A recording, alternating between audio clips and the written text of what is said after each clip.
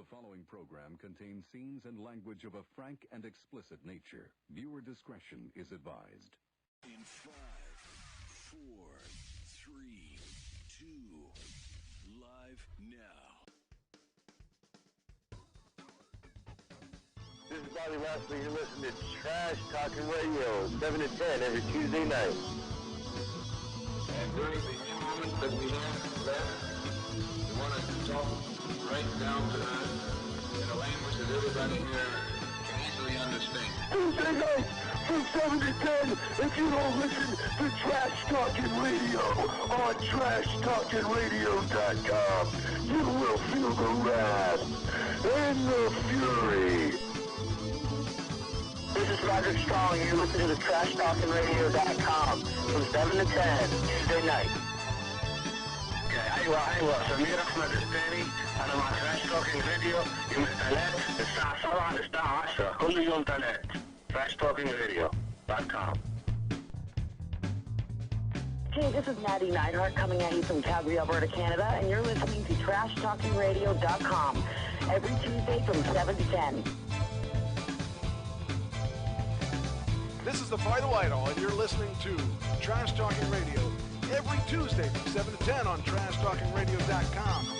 Remember this, Vital Idol tells you it's got to be true, and when it's on the internet, it's got to be real. It's Trash Talking Radio every Tuesday from 7 to 10. I am Papa Pop, the king of swing, the international rock star, way above par, the host with the most, Mr. Tuesday Night, the Vital Idol, classic like trash.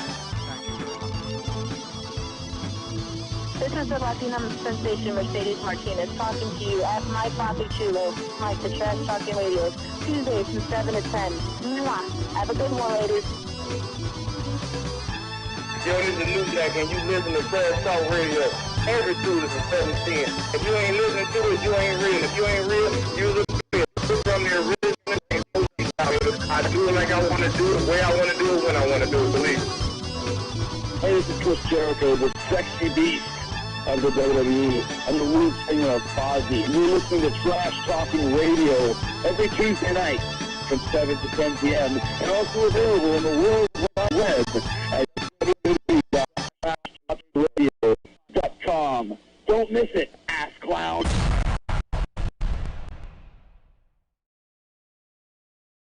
Welcome to the Trash Talking Radio show.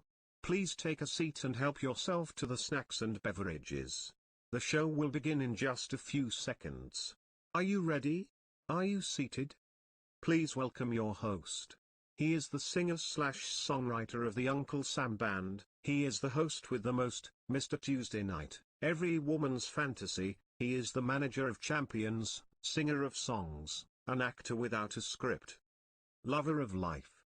He is a Tesla driving, song singing, talk show hosting, son of a gun. Please welcome the Vital Idol, classy Mike Trash. Hey, do I get paid for this? Yeah, that's it. Trash Talking Radio Tuesday night. It's the best night of the week, and tonight I am solo. Oh, no, not really solo, because okay.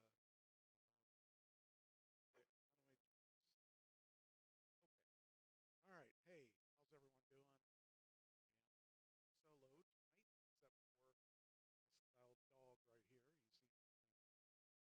You see, to let everyone know that he's unhappy.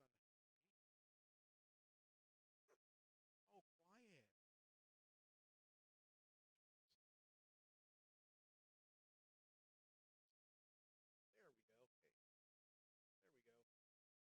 Hey, there we go. Anyway, it's good to be back. See what we can come up with to keep you entertained. Hopefully you'll be entertained. Got 3 trackballs on the desk. Get everybody in line.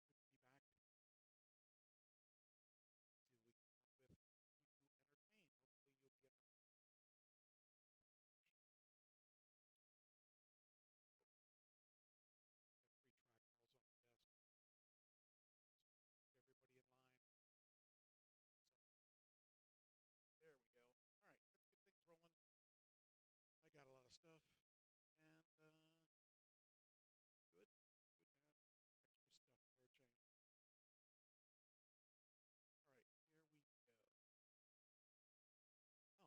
So the only movie I saw last week was Army of the Dead, and actually I might have seen it the week before. But I kind of want to talk about that movie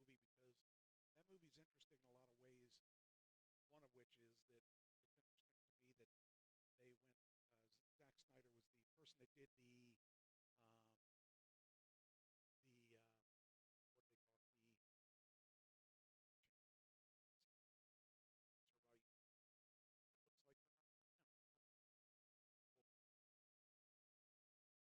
1 2. There we go. Check 1 2 1 2. Check check check check check. Okay, I think my volumes are okay. I just think they should be, enough loud enough to hear, and they weren't coming up on my pages like they are. Quiet, dog. All right, here we go. All right, so the thing that I found interesting about that movie, besides the fact that it was filmed during the pandemic, was that they had a pilot that was flying their helicopter, but that person wasn't there for the whole movie. In fact, they weren't there for any of the movie. They had to reshoot the helicopter scene because the person that was supposed to be the helicopter pilot got in all kinds of trouble with the with people for say sexual innuendos on that person. So they ended up putting a new person in the place, and that person was the one that made the cut. So I thought it was funny that Batista never actually met the pilot for the airplane because she wasn't part of the original cast, and they put her in at the last second, and they totally didn't shoot her with anyone else that was in that cast. So I found that interesting, and so I thought that was something I wanted to talk about. What is your problem, pup? You got to be quiet. Unless you're going to contribute to the show, you got to be quiet. You're giving me the evil dog eye. So anyway, so it was interesting that they had that whole movie done, and then they had to reshoot that scene with the helicopter pilot and all that. And she never really actually interacted with anybody that was in the movie because they didn't, I guess that's probably why they killed her off. So just an interesting thing about that movie. The movie's pretty good. If you're into zombie horror movies, it's pretty good. Yeah, I know. Keep it down. Keep it down. But the movie's pretty good for a horror movie, a zombie horror movie. So I liked the movie, and I thought it was pretty good. There's some new ones coming out this week I want to check out. There's a couple movies coming out between last week and this week that I want to see. I want to see Woman in the Window. I want to see Quiet 2, which should be out. I think Quiet 2's out this week. And there's a couple others I want to see. So it'll be interesting to see those as they start to come out, because now this is the new norm that everybody is waiting for the new movies, and they don't have to go to the theater to see them. So, yeah. All right. Anyway, would you stop it? What are you doing? You're knocking my stuff over. Can I drop something in there? Hey, you're knocking my stand over. Hey, bud. What are you doing? Move, move, move, move. I'll get it for you. I see it. I see what you're after. I see what you're after. Hold on. Wonder how many other radio show hosts have to do with this. Hold on. Move. Come on. Move. Get back. Get back. I'll get it. Oh, puppy. But, hey, this is what he's after. These are one of his favorite treats. Hey. But, hey. Go get it. Go get it. All right, now, maybe we can talk about a few things before he interrupts me again. All right, that's all I've got as far as that movie. I wanted to talk about that. And like I said, if you're into zombie movies, pretty good. Few twists and turns. And I've kind of thought that was I like that movie. I like that pretty much the way that it was presented.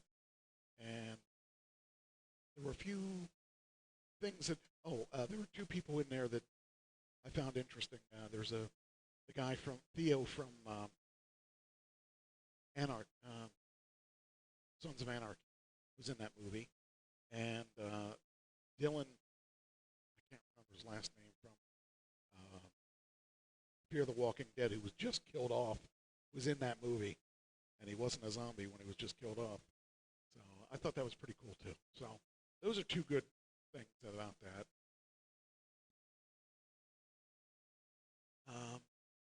All right, so now, just wanted to talk about that a little bit because a friend of mine said, how did you get to see that movie? It didn't come out yet. It came out. There's ways to see things. So, all right, entertainment-wise, let's go and see what we got. Ah, yes, Stone Cold. WWE has a trademark on Stone Cold, and apparently somebody else thought they could use that trademark, and it wasn't Steve Austin. What are you doing now? There's nothing else back there. There was another person who wants that trademark, and it says here, according to the trademark patent, these things published. Come on, there you go. Did you find another one? Or are you just trying to be a pest? You're just trying to be a pest. That's what you're doing. Oh, pups. Another friend request from an X-rated person. Just sucks. I just really hate that. You know, I really don't want to, you know, this kind of stuff, it doesn't belong on Facebook.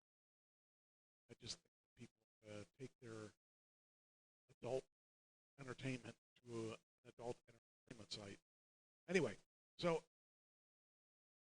there was so anyway, as things go, as WWE starts to think about a new character, they trademark the names that they want to use. Like they just trademarked AJ, I think it was Francis's name, who is the guy that's on the WWE Treasures. He's also training to be a wrestler. So they trademark names so that in case they get to keep that guy, he has a name already registered, everything's ready to go. Well, this is an old name, of course, that Stone Cold had, Stone Cold Steve Austin had, and it says here, WWE requested the United States Patent and Trademark Office for a fifth extension on what looks to be a settlement with Stone Cold LLC. The parties are actively engaged in negotiations for a settlement of this matter. World Wrestling Entertainment requests this proceeding be suspended for 60 days to allow parties to continue the settlement efforts. NFL player Chris Jones, which is from the Kansas City Chiefs, owns a soda line, Stone Cold Jones. And WWE says it's too close to the trademarks they have for Stone Cold Steve Austin and Stone Cold. Last September, WWE initially filed a complaint about the soda line. Stone Cold LLC responded that Chris Jones is widely recognized by the Stone Cold moniker, and there would be no confusion in the trademark. This is one of the cases that I would say might be a problem. And if Steve Austin ever wanted to do well, I don't know what his beer is called. He has a beer of his own. I forget what it was called, but that would be an issue if he wanted to call his beer Stone Cold. So I don't know. I see the point of it, and he's had that name for 20 years at least. So I totally get that. Anyway, yeah, we'll see how that comes out. But there is definitely a question as to whether or not that is a trademark infringement. All right, then we got supposedly we're going to see John Cena again on WWE. And I believe it's possible we'll see him because of his Justice League thing, and he'll want to promote that film as much as he can. So I could see him returning for something like that. I doubt that it will be anything long term, but I would see closer to the date that that movie opens that they'll probably have someone, or they'll probably have it ready to go, have him ready to go for that. So, but it'll be interesting to see how that will work. Then it says here, John Cena made it clear in recent interviews that he has every intention of returning to the WWE. A report dropped over that WWE has been discussing the idea of bringing back the 16-time champion for the July 16th episode of Friday Night SmackDown, which will take place at the Toyota Center in Houston and kick off WWE's return to live touring. Who knows? It says here, HBO Max series Peacemaker, created by James Gunn and Cena, is scheduled to end its production July 6th. So that would be a good time. So July 6th gives him 10 days to get to wherever WWE is going to be, and he can finish doing what he's doing now. I think it'd be interesting to see. So, yeah, there's no doubt in my mind that you never forget where you made your money. And Cena's definitely made enough money with the WWE, and certainly is going to make money in Hollywood. So, and Cena pretty much only worked for WWE, so he hasn't worked. He's worked independents other than that, but I can see him coming back. But he's probably near the end of his. Well, let's see how old he is. He's near the end of his time. Because he's kind of wanting to do something else. So see how old he is. Sure. I think he's got to be in his 40s, right? Let's see. He is currently 44. So yeah, he's not going to want to wrestle if he doesn't have to. Maybe a spot here and there, but he doesn't need to wrestle. And he's been in WWE since 2000. So, I don't know. He hasn't had any places to go other than WWE, so he should be real loyal to that brand, because they were pretty loyal to him. 16-time champion. They were loyal to him. So, I think it's interesting, and I think that maybe it's time for Cena to come back. Maybe not. But I think we'll see him. And plus, he's going to have that HBO Max Peacemaker thing. He's going to want to promote the crap out of that, get people to watch it to show that he has a draw. So, I would like it. Anyway, that's where we are with that. Let's see what else we got here. Yes. I wanted to hold this for Trish because I really hate to do this. I might hold this because I might be able to hold this without big. Let's see. So the best Formula One team on the planet still can't figure out how to remove the stuck wheel nut. Well, I'm sure it's different from the cars we drive, where I think they only have. Well, they do have wheel nuts, right? Not just one big wheel nut, is it? Maybe it is one big wheel nut. I'm trying to think here.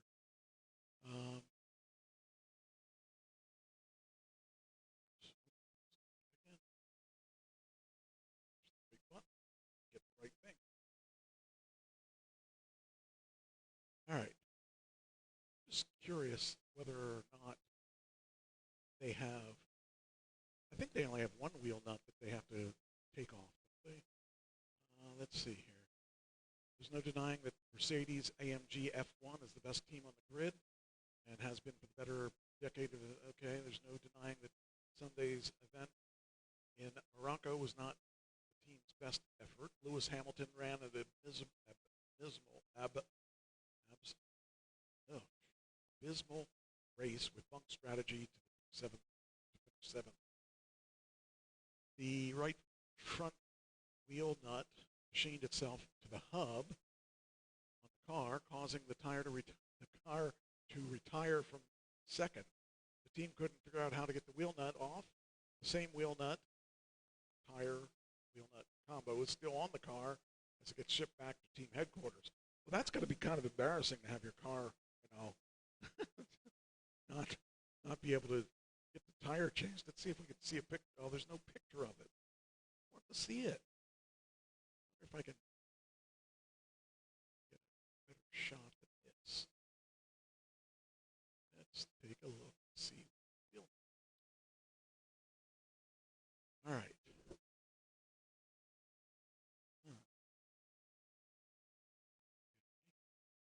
Doesn't appear to be. Well, let's see if this picture here. Because I don't know if they just take one giant wheel nut off, or if they have more than one to take off. I would think that it would only be one, right? Because they're going to try to get that back on the car as quick as possible. Well, I'm going to see. But we do this. Put wheel nut.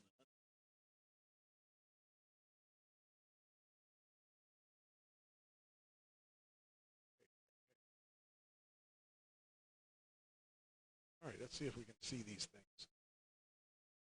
There's the tire. Okay, there's the wheel nuts. Okay, so that.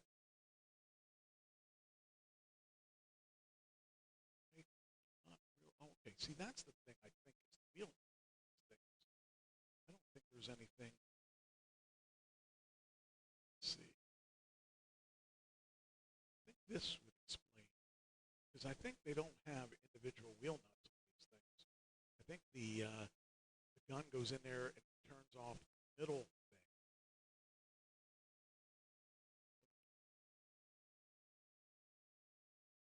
Let's see what it says. But it looks like they don't have individual ones. So anyway, that's probably what the deal is they can't get their thing. They can't get the wheel nut off, so they can't change the tire. Ooh, that's got to be embarrassing for that team, though. I don't know. But, that's an embarrassment. You're professional drivers, professional mechanics, and all that. Given the power of the gun, you can end up with no driving face. You may just machine the nut down to a place where there's nothing left to grab it on. Well, that's, basically when the front tire man put the wheel gun on the nut a little bit off of square, just toward the fluted driving edges of the nut free from the surface. It was stripped, and the gun would not grip the nut. Therefore, the nut would not budge. Mercedes technical director James Allison said it's a bit like when you take a Phillips screwdriver and you don't get it squarely in the cross of the screwdriver. We all know how big of a pain in the ass it is. So that must be what it is. I would imagine that has one big nut. So that was that.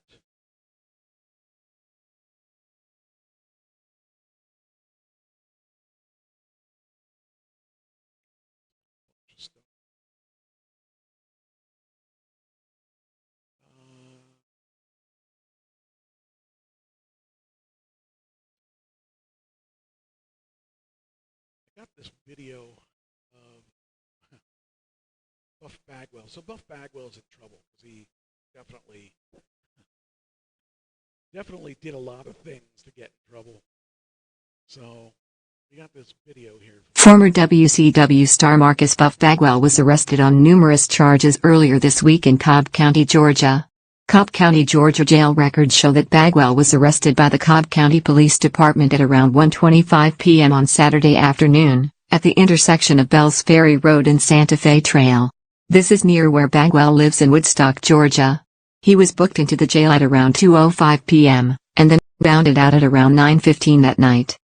Bagwell was booked on the following charges this past Saturday: driving under the influence of drugs, misdemeanor; open container violation, misdemeanor; hit and run; duty of driver to stop at or return to scene of accident. 4 charges, misdemeanors: speeding, misdemeanor; failure to yield when entering intersection, misdemeanor; giving false name or address or birth date to law enforcement officer, misdemeanor; Following too closely, 3 charges: reckless driving, misdemeanor, driving within a gore or median or emergency lane, misdemeanor, duty upon striking a fixed object, misdemeanor, driving on the wrong side of the roadway, misdemeanor, license to be carried and exhibited on demand, misdemeanor. Bagwell received a $4,000 bond for 5 of the charges, and a $10,000 bond for the rest.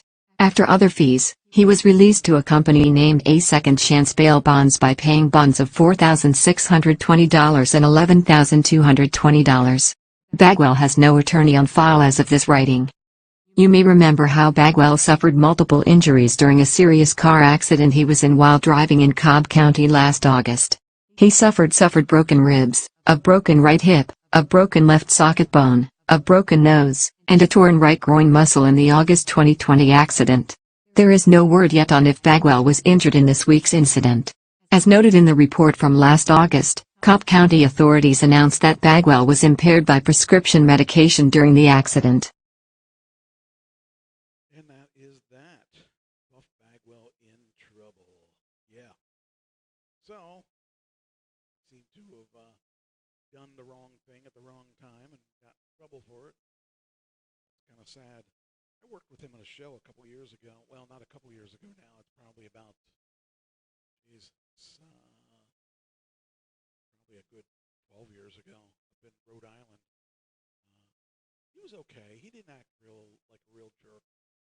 But, I don't know. When I had him on the show the one time, it seems to me he didn't really want to be there, and I gave him an out. I said, if you don't really want to be here, you don't have to be here. And then he actually got cool and actually gave me a decent interview. So that was good. But, it's really tough because when the kid had gotten into the wrestling business at such an early age and had such a long run, you thought he would be in it and understand it. But it seems he was pretty bitter when I went to him. Didn't really want to be on a show, but then he ended up being on the show anyway, so it was okay, but it's the way it is. Sometimes these guys just don't know what it is that they're supposed to do. I mean, they get in there and they're trying to be bigger than they were, and it just doesn't work that way. As you try to make your name in the business and stuff, it just people remember everything, and they remember if you were a jerk, and they remember if you were not a jerk. So that's the thing, is that you got to kind of know where you came from, and obviously Buff didn't know where he came from. But this is interesting to me because here we are, this guy doing pretty good. He did a lot of stuff for the business, but there's a point where you just, you got to be careful how you handle things, and it's such a shame because they, when your time in the business is done, your time in the business is done. I mean, I retired when my time was up, and I didn't want to give up. I didn't want to quit, but I knew that there was not much more I could do. I, started to get to a point where I wasn't at the best, and I wanted to be the best that I could do for my job because it was real important to me that I end up taking care of my business. So, people don't understand that because, if you've never been forced to give up your job because you're not good enough anymore, you kind of want to stay in the business, and you know that you can't because you can't do it. You can't do it anymore. So that's kind of where he was, and kind of sad. So anyway, but the other thing I found interesting was that he is apparently he's earning $400 an hour by being a male gigolo. Oh, man. I mean, that's kind of what most of us wouldn't mind. We kind of think that would be our fantasy job, but I don't know. It's kind of funny Because you look at the situation with him and you think, oh man, is that what he's got coming to him now? Is he now no longer to be in the spotlight for good things? Now he's going to. I mean, because your image is that you're a playboy or whatever, but it seems to me that people don't really want to see you as the playboy. They just kind of think it was a gimmick. But according to this article, it says here, former WWE, WCW Marcus Bagwell, best known for the ring name of Buff Bagwell, and being a member of the NWO, has decided to transition from a career in wrestling to slightly different, that being a gigolo. And he joined a cast of American TV network Showtime shows Gigolos, and has gone on the books at the company called Cowboys for Angels, where booking in for Buff will cost you a fair bit of scratch. It's $400 for 1 hour with the man, and as the lads at thebiglead.com discovered, the prices get steeper from there. A weekend with the Buffster will set you back $8,000, but the week is better at a cost of $25,000. Apparently, these prices haven't deterred too many admirers from applying to see if Buff has got the stuff. And with him being the second most in-demand gigolo that they've got, now, of course, we want to know who the first is. Is Chuck Palumbo? I don't know.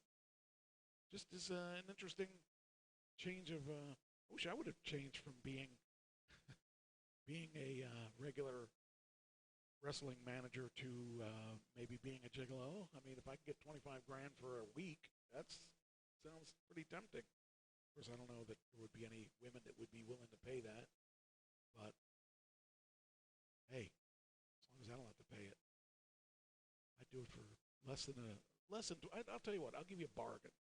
I'll do it for less than $25,000. I'll do it for $2,500. $2,500 for a week. Sounds pretty good to me. Anyway, all right. So I found this button on my one mixer here, and it's kind of cool. I can talk like this, or I can talk like this. So anyway, it's kind of cool. I don't know what I sound like, but I feel tough. I feel rough and tough, you know? It's kind of crazy. Hi, I'm a baby. What do you think of that? Or I can be a robot. That's what a robot does.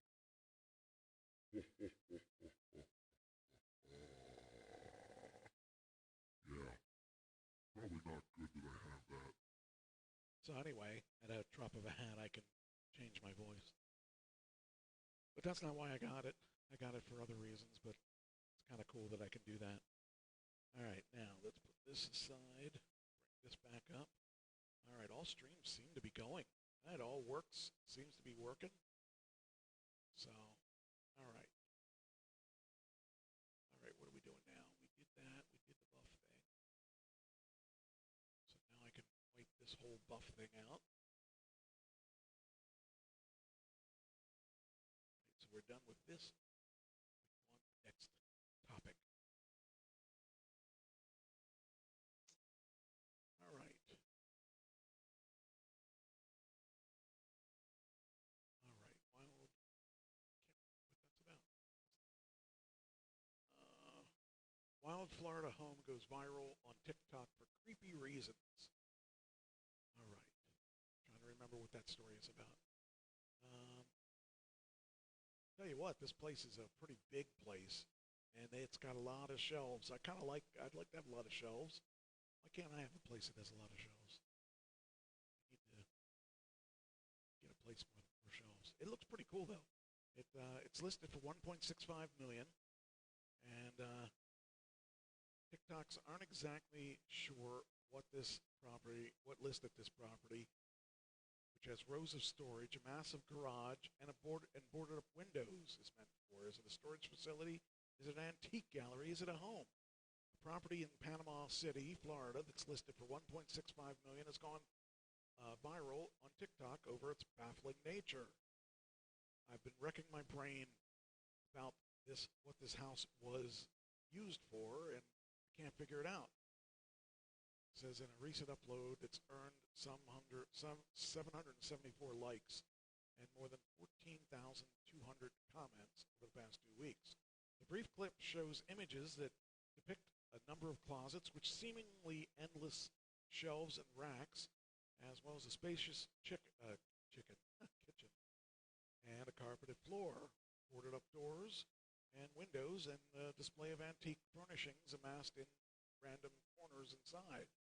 So this is the house itself is huge. I mean, it's really nice looking. But I would say that if I paid 1.65, I would want to be away from people. But then people aren't like me. People don't want to be away from people. But yeah, this is one of the rooms that, I mean, the place looks really, really nice, and it's got weird furniture in weird places.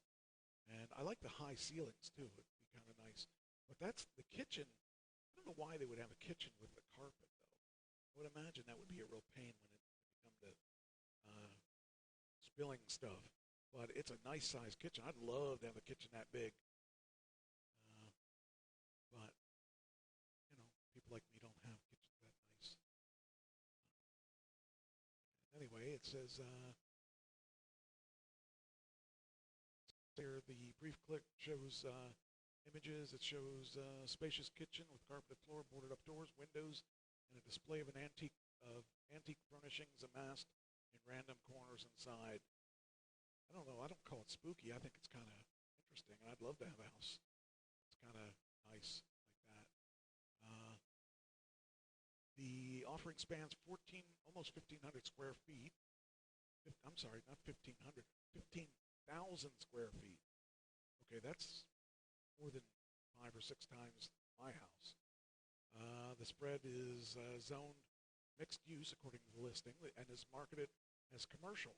Although a home stands on the grounds, there's a 4-car garage with space for 16 vehicles with an unfinished room just above it that can be designated for entertaining, among other uses. Other listing images show a large bathroom, a carpeted living room with a fireplace, and a laundry room, meaning that space is available. Uh-oh. Why did that shut off? All right, that's kind of weird. All right, we got it back. Oh, that's weird. I mean, it really kind of looks nice. It's got a lot of space and a lot of storage area. And I mean, this living room here has a very nice fireplace, and this is really nice. The garage has all kinds of storage. I'd love to have a garage that I can actually utilize and stuff. But it just really looks nice. I mean, I can't imagine owning a house like that, but you know, that's it's a lot of house. 15,000 square feet of house. I can't even imagine what that's like. So, yeah, it's kind of neat. But if you need room, like to store things like a studio or things like that, it'd be cool to have a house like that for, like, you know, a whole place just for the band and just an area for the radio station, just for the radio show and stuff like that. Anyway, it says here the TikTok company clip had sparked a lot of interest for the listing, but the family of the estate said listing it wouldn't comment on it or discuss its history. However, the agent confirmed that Mary Sue Eubank, who died in 2019, had owned it. She was a local businesswoman with a taste for nice clothes and furniture. Not everyone in TikTok thought the spread was spooky, although storage space is a big perk. It's got it's got that Barbie life in a dream house closet, though, and I just think it's cool. I think it's just really. I mean, I'd love to know what that looks like to live in a place that has got so much room you don't even know where, you get lost in it. So the grand bathroom has plenty of storage space, drawer space. And the bird's eye, this cross-section of the property probably raises more questions. So you just kind of wonder what a place like that, what it's like to have a place like that, or have the money. I mean, the taxes on a place like that would be crazy. Stuff. And why is this shutting off again? All right. Well, I guess it doesn't want to show me. All right. Wondering if we're going to have problems with this on a regular basis tonight, because I'm seeing weird things happen here. All right, next. This is sad. Two cousins, 12 and 13, drowned while skipping rocks at Massachusetts Lake. Now, I can tell you that when I was a kid, my brother and I skipped many a stone across water. And neither of us drowned from it. So there has to be more to that story, because, what makes you drown from something like that? According to this, two young cousins drowned in a tragic accident while skipping rocks. Diego Delpina and Rafael Andrade, 12 and 13, were pulled from the Waldo Lake at DW Field Park in Brockton. The boys were skipping rocks on the shallow water when one of them skipped near a steep drop-off, according to the report. The other boy went in to try to save his cousin, but neither could swim. There is the biggest mistake. You don't go in to save someone if you can't swim, too. But neither could swim. So people were called. People who were with the boys made multiple 911 calls, and they hadn't seen either of them for 5 to 10 minutes. About an hour into the search, Raphael was pulled from nearly 10 feet of underwater, and it took another 40 minutes to rescue Diego, who was about 10 feet beneath the surface. Both boys were taken to Good Samaritan Medical Center, where they were pronounced dead. That's just such a shame. Too young to go. I just would feel bad for the parents and all that. And not to mention the kids. I mean, that's just so sad. But just kind of the way things are sometimes. Sometimes it doesn't make sense. So, this is odd and scary. This party was happening at this very nice estate, and the balcony collapsed with a bunch of people on it. And that's kind of scary because they ended up. I think it ended up there were a bunch of injured people. 2 critically were injured. Nearly a dozen people were injured. Terrifying video captured the moment the Malibu beach house balcony packed with partygoers collapsed onto the sand and rocks. And those rocks were big rocks. So the people that fell off of that balcony and hit those rocks are lucky that they weren't all really hurt, because it wasn't sand right below. It was big old rocks down below. So, yeah, somebody was lucky that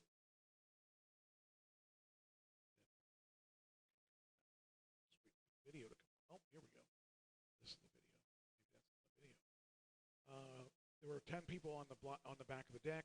I heard a crack, and I literally saw all my best friends and my girlfriend fall 15 feet onto the rocks. It was a freak accident. Here you go. There's a better picture of the. I mean, these rocks are huge, so I'm really surprised that more people didn't get hurt. A total of 9 people were evaluated for injuries, including 4 who were taken to the hospital. 2 suffered critical injuries, and the owner of the home who rented out the residence learned from the neighbors there were about 30 people at the home, far more than the 6 who were allowed to be there. So here's the video of this thing. Hopefully I'll Saturday evening, everyone. I'm Chris Holmstrom. And I'm Sarah Donchi. Our top story here on KCAL 9 News and streaming on CBSN Los Angeles. That balcony collapse in Malibu. It appeared when it suddenly buckled, sending everyone crashing 15 feet down to the boulders below. Yeah, it was a crazy scene for sure. KCAL 9's Lori Perez live in Malibu with the very latest. Good evening, Lori. The oceanfront home where this happened. What a terrifying accident. For one moment, for these young people to be standing there enjoying a beautiful day along the coast, and the next second to plunge into the rocks below. And I have to warn you, I gasped when I first saw this video. It is very difficult to watch.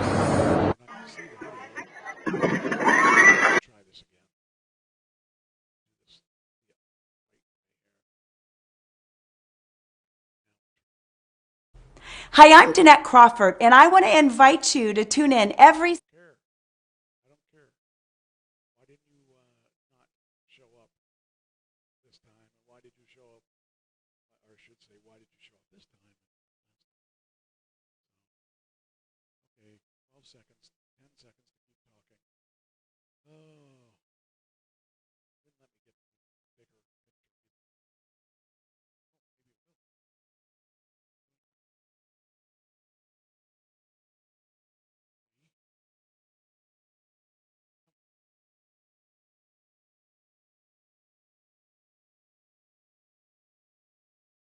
Maybe it will. Okay, let go of it.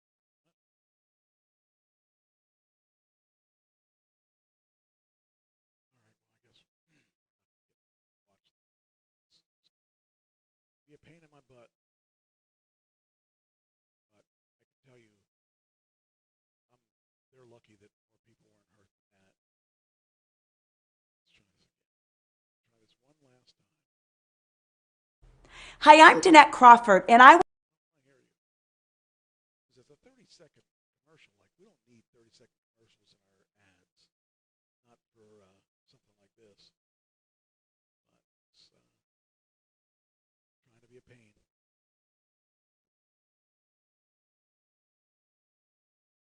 All right. Now we got 6 seconds. 5, 4, 3, 2, 1. Now let's see what this video is. And I'm Sarah Donchi. Our top story here on KCAL 9 News and streaming on CBSN Los Angeles. That balcony collapse in Malibu. It appeared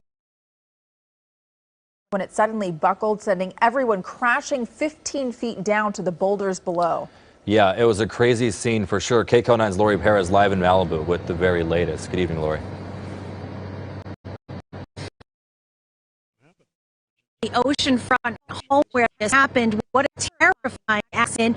For one moment, for these young people to be standing there enjoying a beautiful day along the coast, and the next second to plunge into the rocks below. And I have to warn you, I gasped when I first saw this video. It is very difficult to watch.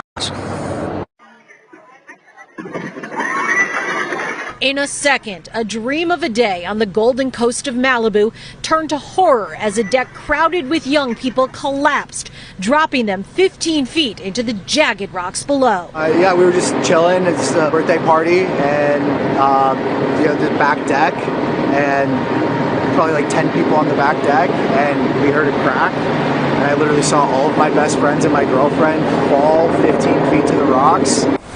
Into a pile of people and shattered glass and splintered wood.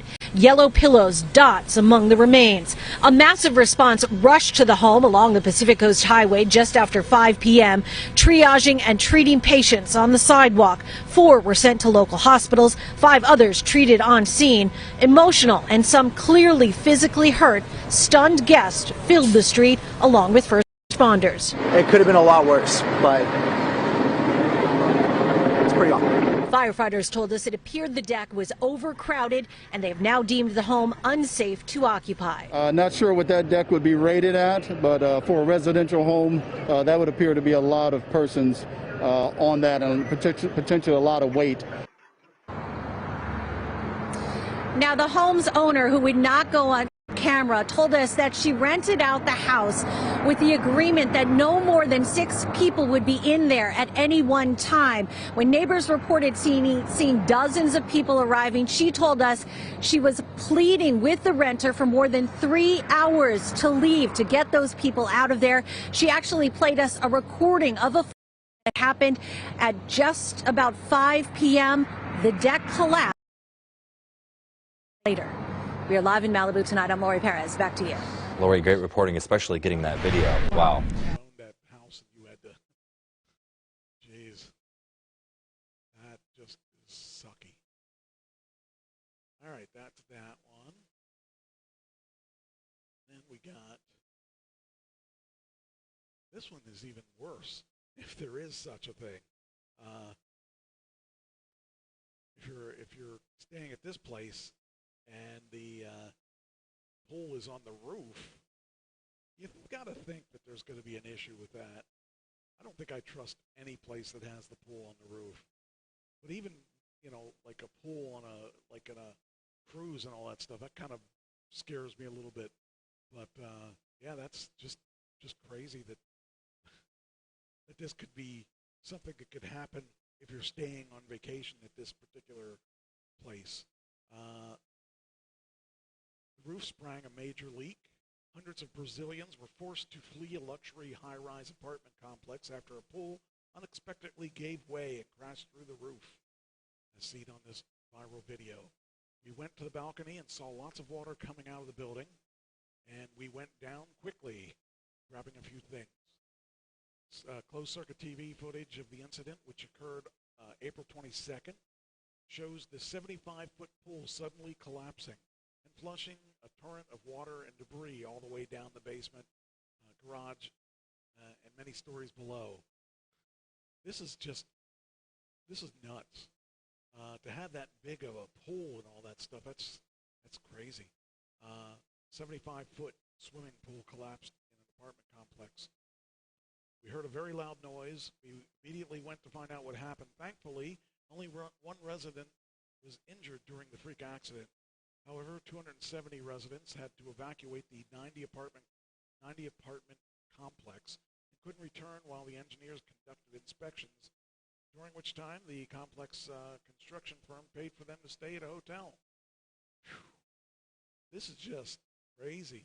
Think about if you had a car in there, and if it's a luxury place, it could be a nice car in there, and man, just that could be the worst of all that goes wrong.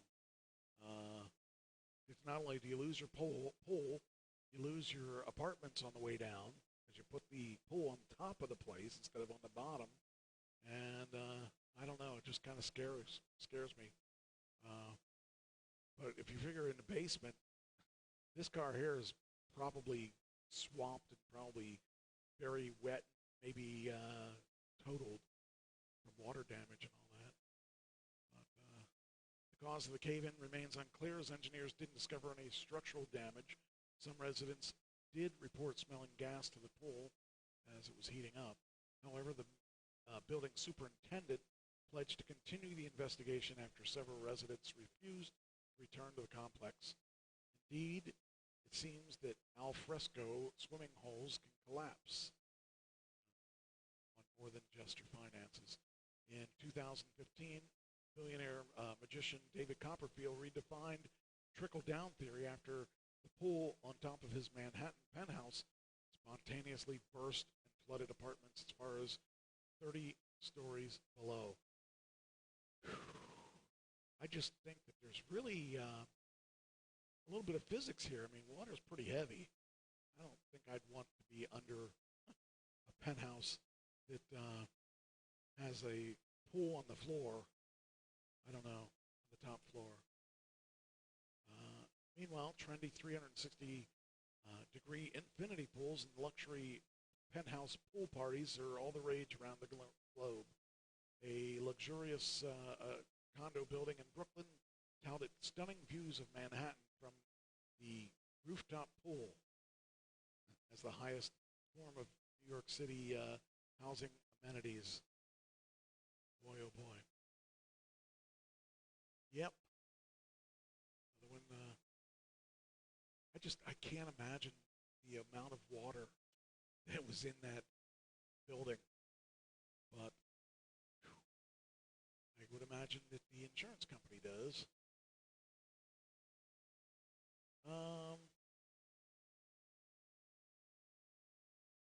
Sure, I don't. No, this was a strange one too. Cable car, Italy, cable car fall, 14 dead after an accident near Lake Maggiore. 14 people, including at least one child, have been killed, and another child is seriously injured after a cable car fell on a mountain near Lake Maggiore, near northern Italy on Sunday. The accident happened on a service transporting passengers from the resort town of Stresa up to a nearby Motorone mountain in the region of Piedmont. Images of the scene show the wreckage lying on a steep wooded area. 5 Israeli nationals were among the dead. I wonder if that was some, I mean, they're not really calling the reason for it. I wonder if that was sabotage. I don't know. It just kind of seems strange that it would happen. I don't know. Most of the victims died at the crash site, with the death toll steadily rising. Officials say 2 survivors and children aged 5 and 9 were airlifted to a hospital, but the older child later died. The younger child, who's an Israeli national, underwent surgery and is in critical condition. We're devastated. It says here, how did the crash happen? It reportedly happened at 12:30 local time Sunday. The cause of the incident remains unclear, but local reports suggest the cable may have failed about 300 feet from the top of the mountain. The cabin fell about 20 meters to the ground and rolled over down the slope before being stopped by trees.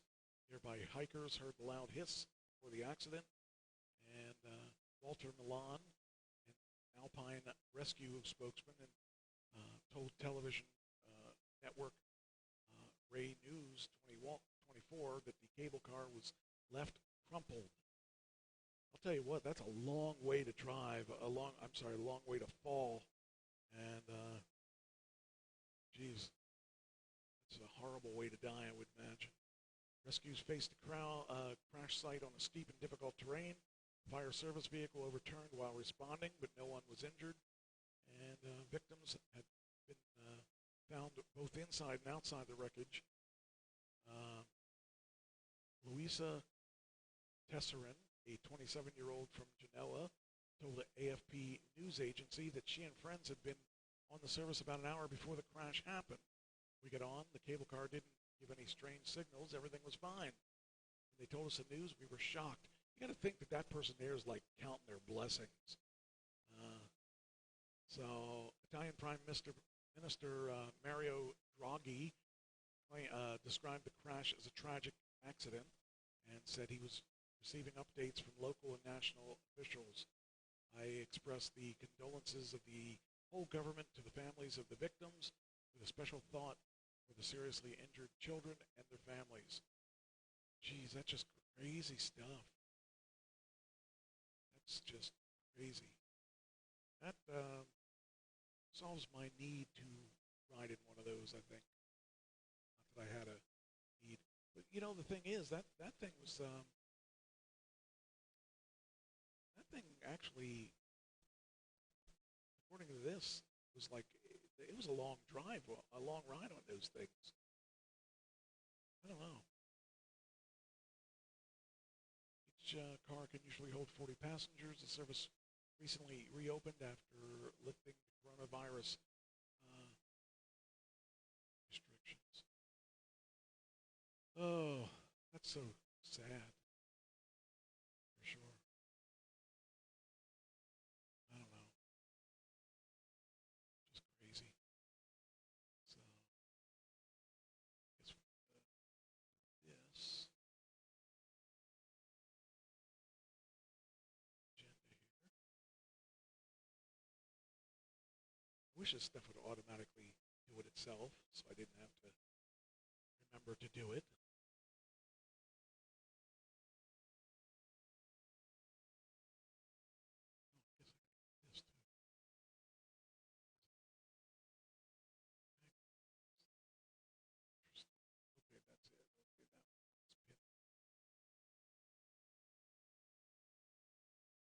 And then we got to put it on here too.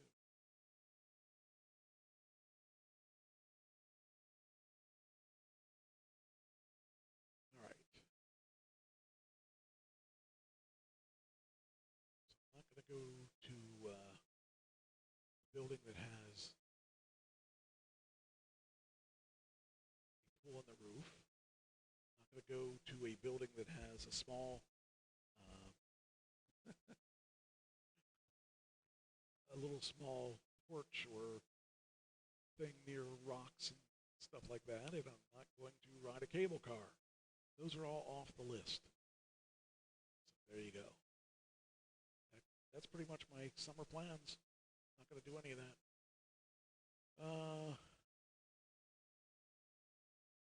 Forest ranger stumbles onto Garden of Ancient Beasts in California foothills. This is kind of cool because, you know, for the people that don't believe in dinosaurs, this is proof that dinosaurs existed, and it's proof that it existed in the United States. And I mean, there is theories that that it was all one land at one time, and that there weren't so much. There wasn't like now we have our country, and then it's the Africa and all that is in another area. They were all shoved together at one point, according to their theories. So anyway, a park ranger wandering through petrified forest in California has unearthed a trove of prehistoric fossils, including a stunningly preserved mastodon skull and the remains of a 400-pound monster salmon. That is a huge, huge salmon. Paleontologists unearthed dozens of fossil species near the Mokelumne River in the foothills of the Sierra Mountains southeast of Sacramento. The fossil site, which dates back roughly 10 million years to Miocene epoch, is one of the most significant in the Golden State. Few fossil discoveries like this exist in California. That, to me, is a lot of pretty big stuff. I mean, can you imagine running across that? I mean, these people, they don't mind getting their hands dirty, but they got to really get down there, and then they got to find where the bodies start and the rocks stop and all that stuff. I don't know. Anyway, that's really easy stuff. I do this, or I think I do that. Oh, that's right. I did it because I pushed the button and it didn't do it. Okay. All right. Then we got.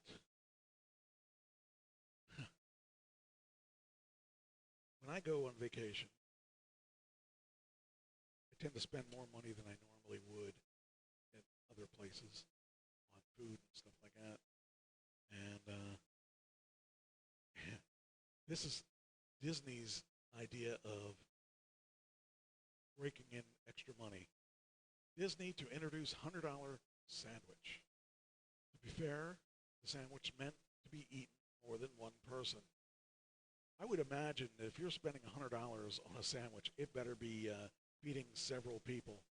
So I would agree with that. I would not want to have to deal with it if it was Imagine having 4 kids. They all want the same sandwich, $100 a piece.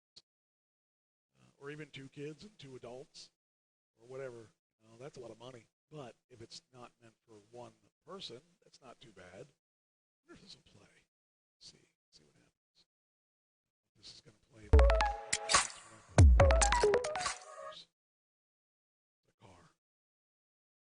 anyway, the Disney Resort will be home to a new attraction, one of the most expensive sandwiches in the world. So, let's see if we can skip the ad now. Let's see. Nope, that doesn't do it. Okay. Anaheim, California, resort will feature a new panini sandwich that will debut when the Avengers campus opens at Disney California Adventure Park June 4th. The sandwich has an eye-popping price of $100. To be fair, the sandwich is meant to be eaten by more than one person. The Marvel Land's Pime Test Kitchen is themed to the movie Ant-Man and the Wasp, and will serve meals that have only that have been shrunk or expanded in size. Okay, now that's kind of funny. So what's in the sandwich? It comes with salami, rosemary ham, provolone, sun-dried tomato spread on toasted focaccia. It can feed up to 8 people. Okay, so 8 divided by 100, that's a pretty good deal. Does that mean if you divide that $100 by 4 people, that's $25 a person. By 8 people, it's $12.50. So now we're talking about a reasonably priced sandwich. You can buy the sandwich for a single serving at $14.99. So I think it's a pretty interesting idea, and I guess they did too, because they went to the trouble of wanting to do a sandwich that big. Let's see here. Yeah. So I think it's interesting. I don't know if I'd want to spend that kind of money. I mean, if I had a family and we were all going to eat the same thing, that's not bad. But the question is it going to be enough to feed 8 people or 4 people? Or is it just a sandwich that's really big and not big enough for, it says 6 to 8 guests. So it'd be cool. I just think it's funny. So then we got, let's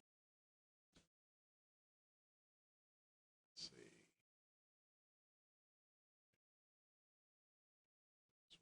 There too.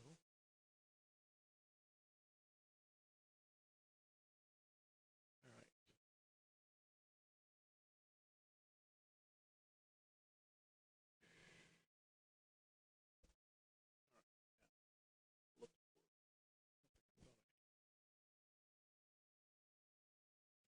See it, so not be able to do what I wanted to do. All right, next. This is really bizarre. I've heard some really bizarre stuff on this show, and it just seems to get more and more bizarre every time every week that I look at the news.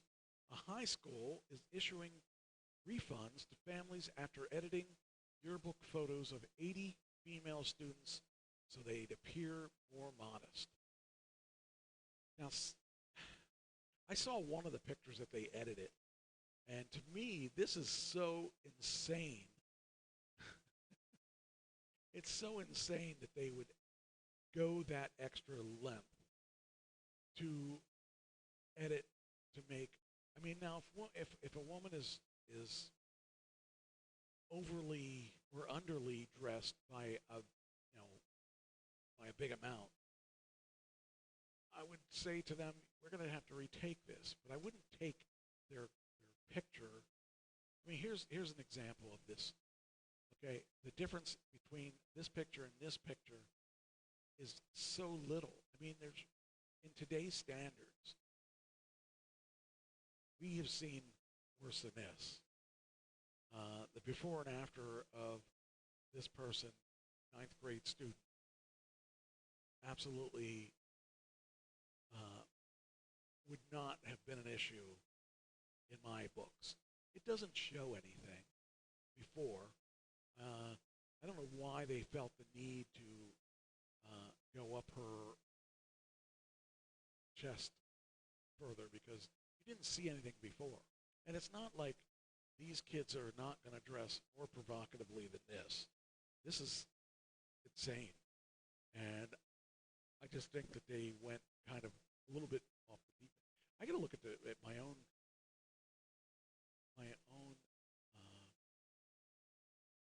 album and see if they showed more on the students that were on my class. I mean, I never really looked at my book. I'm kind of curious about it now. I'm going to have to look for it. But I just think it's crazy that they're actually making a complaint over this woman. You can't see anything in either picture. And I don't think that it's up to this person's, they're not even the peers, because it's the parents that did this. Wait here, I'm going to read this. Well, it's a school, school issuing refunds to families after editing yearbook photos of 80 female students so they'd appear more modest. I think that you don't really have a right to do that. If they don't look that way normally, then you really aren't doing anything to save them from anything. If they dress the way that they normally do, and like I said, they aren't showing anything. I don't understand this particular thing. If they showed nipple or something like that, I could understand it. But to me, they just went a little bit above and beyond the call of duty. So I think that it's really nuts. Why in the world would they do something like that? That's just stupid. But hey, the world's gone crazy. So, and then says that's Florida. Now, if you look at this, conservative group says California school digitally assassinated photo moved straight out of Orwell. So this conservative group says that the California school did that as well, or something like that. California school edited out an inclusion event, photo pins and stickers bearing the name of a popular conservative group, Turning Point USA. The school said that the stickers were removed to show school unity and no preference of one club over another. And Turning Point USA, however, says the move is Orwellian. So the fact that a school actually went out of their way to take and wipe out all the logos, it just freaking is nuts. But I mean, it's no different than if you watch something on, let's say you watch TV and they don't pay whoever it is that they blur out. You don't pay that person or that company any kind of money, so you don't want to give them any advertisement, I guess. But to me, it's just a bit for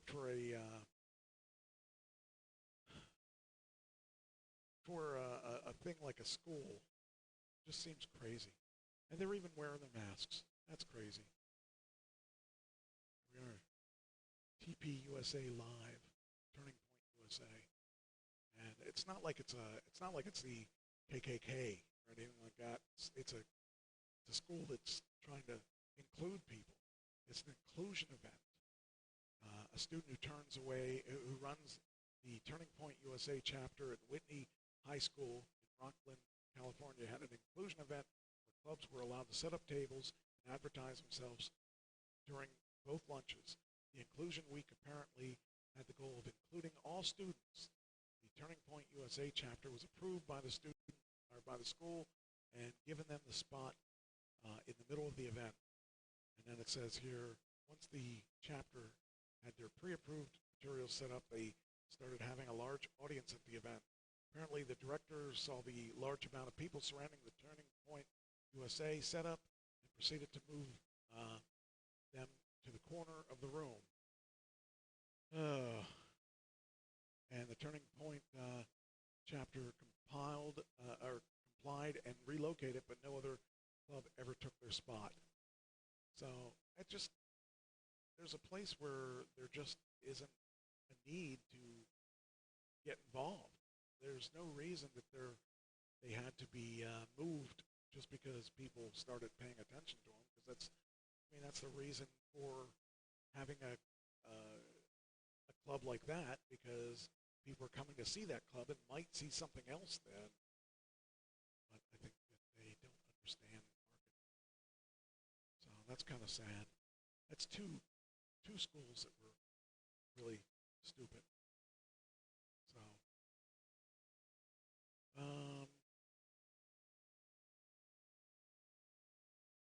it says here, teen shot while protecting a coworker during a night shift at a Crosby fast food restaurant. Tell you that takes a lot of guts to actually protect somebody, and the kid doesn't even work there, I don't think. Oh, it does say protecting coworker. Okay, that's forgot that was a protection. Come on, yeah, let's go. Let's see. It says here, suspect reportedly could not open the money register, took sauces and ketchup package as a substitute. Well, I'll tell you, if I was robbing a place, if I can't get money, I am not taking sauces and ketchup packets. I'm getting my butt out of there. An adolescent is recovering from surgical procedure after he was shot throughout the theft, whereas he was working his night shift job at the Jack in the Field in Crosby. Malachi Simpson, 18, was millimeters from dying. Simpson mentioned he was taking orders from 4 different clients on the drive-through window when he was held up by the suspect. A hooded determined comes from up from behind with a gun, telling me to present him the register. Simpson mentioned from his hospital mattress, I instructed him no, and we began preventing. Simpson mentioned the two fought for some time within the fast food restaurant, slipping on a freshly mopped flooring till he heard what gave the impression of a firecracker. I received the gun away from him on the finish. I used to be pointing it at him. I appeared down at myself and noticed the blood and stuff and collapsed. So I guess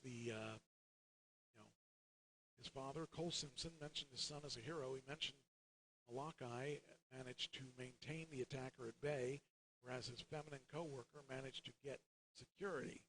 He's a protector, Cole Simpson mentioned. He's a hero in my eye, and he couldn't have dealt with it in a greater means. Cole Simpson mentioned the suspect couldn't open the money register or as a substitute stole dipping sauces and packets. That'll teach him. Now Cole Simpson desires him caught. The man must be caught and brought off the streets. It looks as if they put out a dragnet out to search out of this man.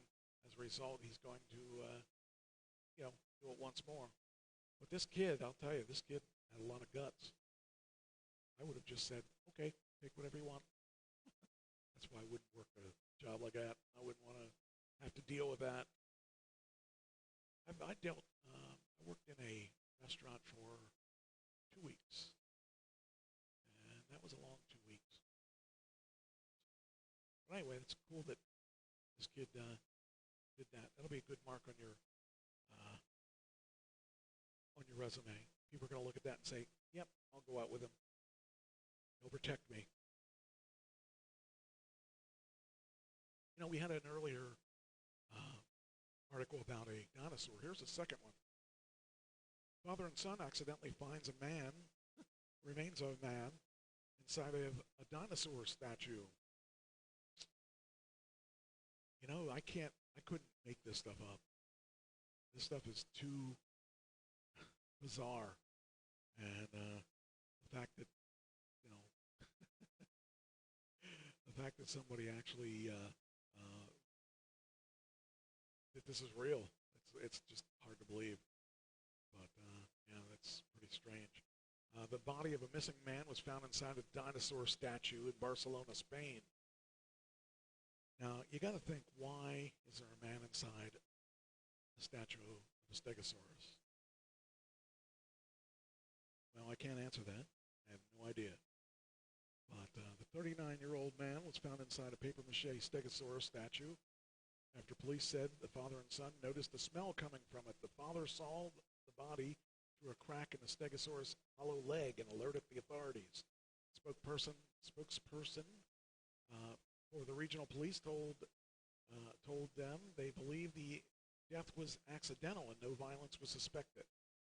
According to the local media report, the man was reportedly trying to retrieve his mobile phone that fell inside the statue when he fell inside and was trapped upside down. I want to know what he was doing in that dinosaur. And why would he have been upside down? Why did he even go in there? How did he lose his phone in that dinosaur? I mean, it's not every day you get caught in a dinosaur. But authorities were called to the scene, and firefighters were able to cut open the dinosaur leg to retrieve the body. You know, you got to think that. To me, I still cannot even understand how he did it, how he ended up in that thing. It says police are awaiting the results of an autopsy to determine how he died. The statue has since been removed. And we'll probably never know. Sure. Because that's just too much information. Maybe it was the guy that was at that food joint, and he was fleeing from that and ended up falling in a dinosaur leg. I don't know. Really bizarre stuff.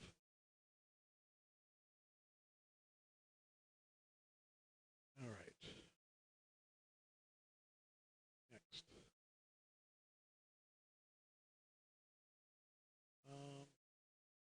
This is kind of cool.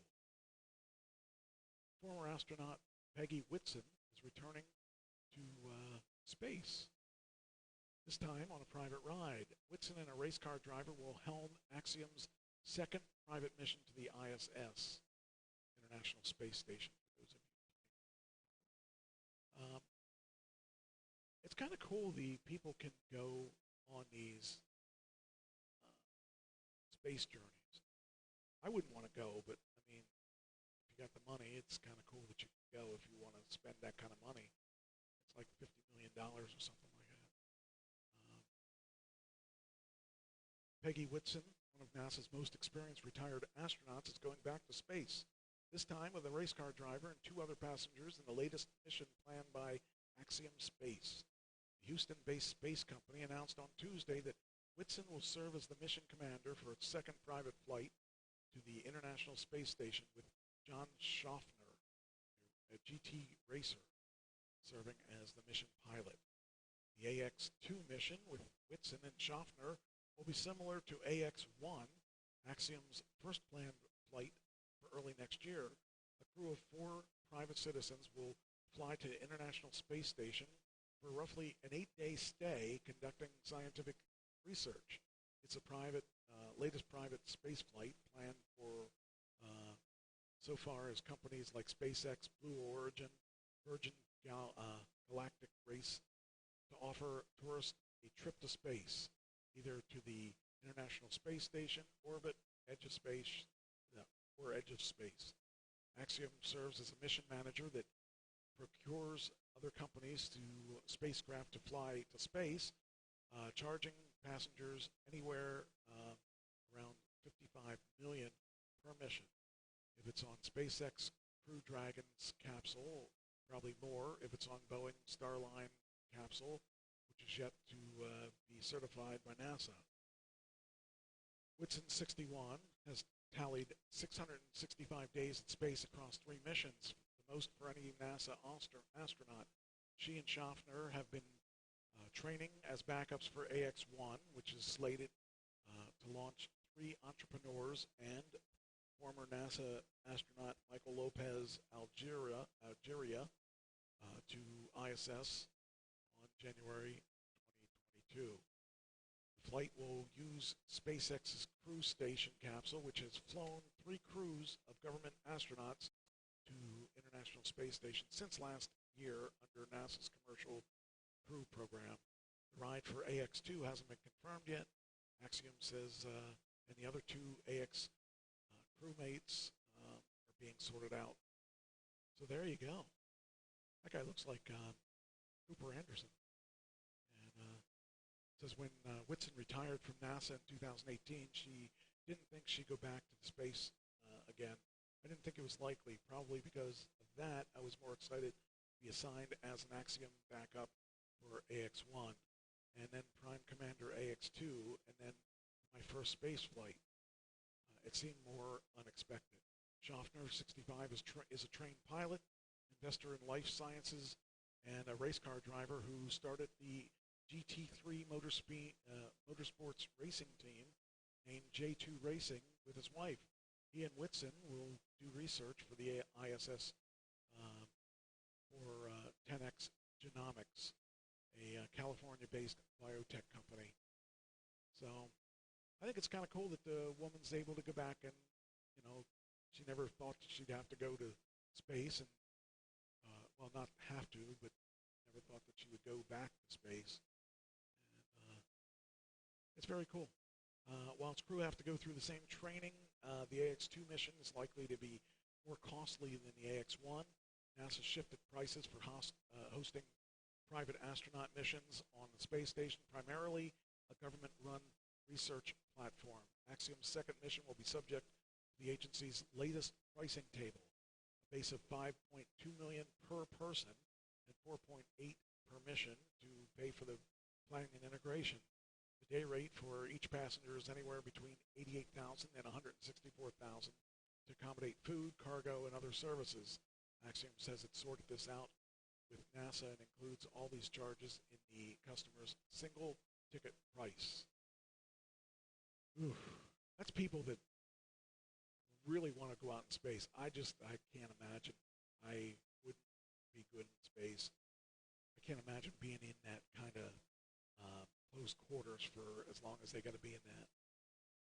So, yeah, that's nuts. But it's cool that they, you know, that if I wanted to do that, I could actually do that if I had enough money. So I don't have money. Excited about it.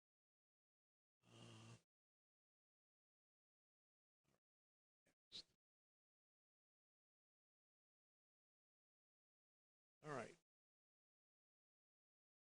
There's a lot of mass shootings right now.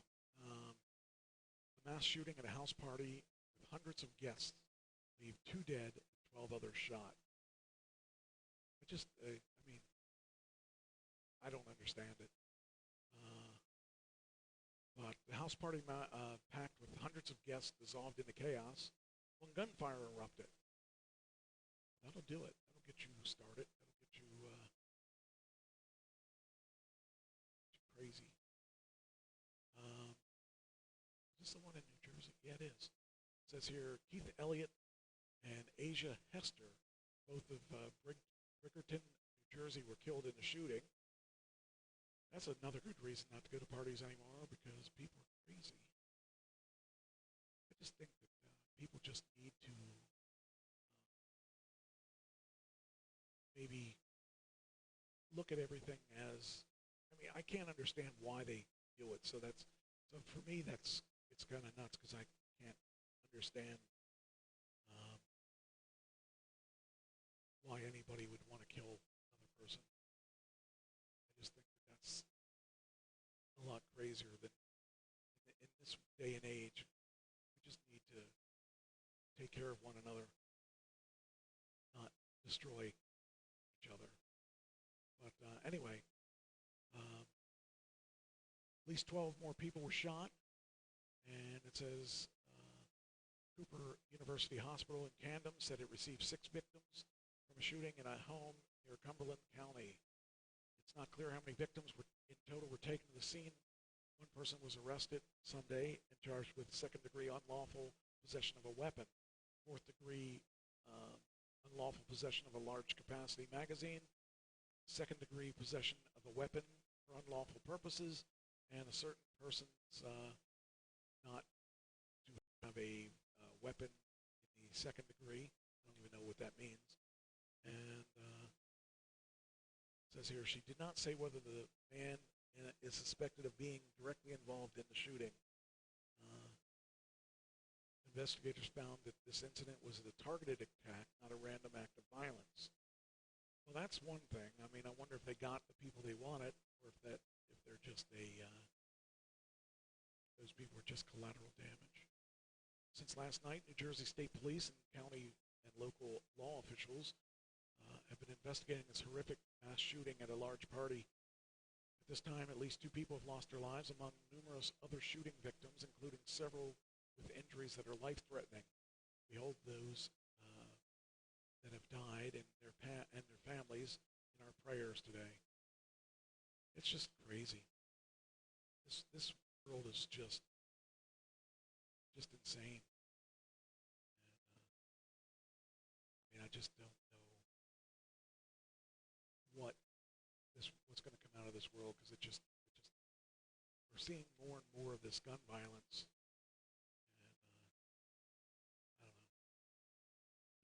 Let's see here.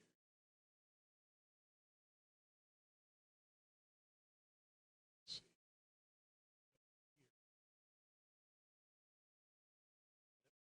Let me put it in.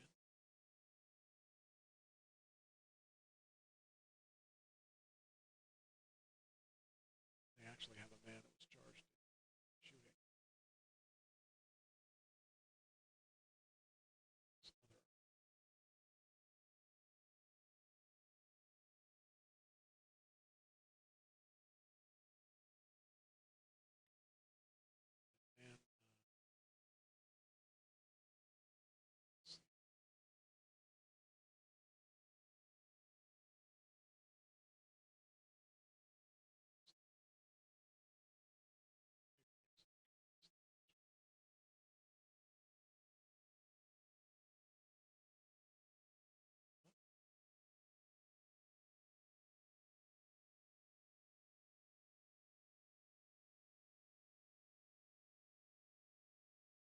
There we go.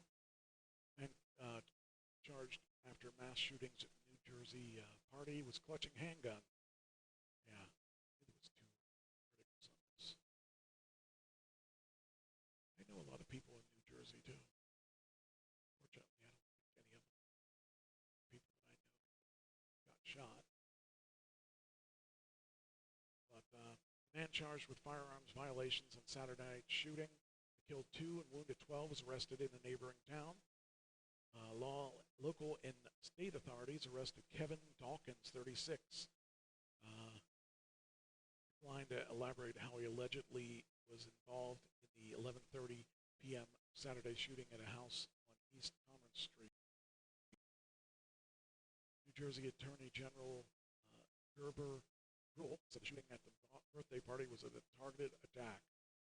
The complaint says police in Bridgeton, a neighboring town and county seat of Cumberland County, received an anonymous call after the shooting reported a person with a gun in a wooded area behind Maplewood Gardens. Officers arrived at the apartments on Maple Drive and found Dawkins laying down beside a tree with a gun clutched in his right hand. Records show Dawkins' arrest by Officer Dominic Pizzo. Now this guy, I like this guy's name. This guy should be a pizza place. Dominic Pizzo. The gun was a .40 caliber Glock and was loaded with 22 bullets. Well, I hope that this guy gets the book thrown at him, because there just is no reason for killing another person. I just can't understand. But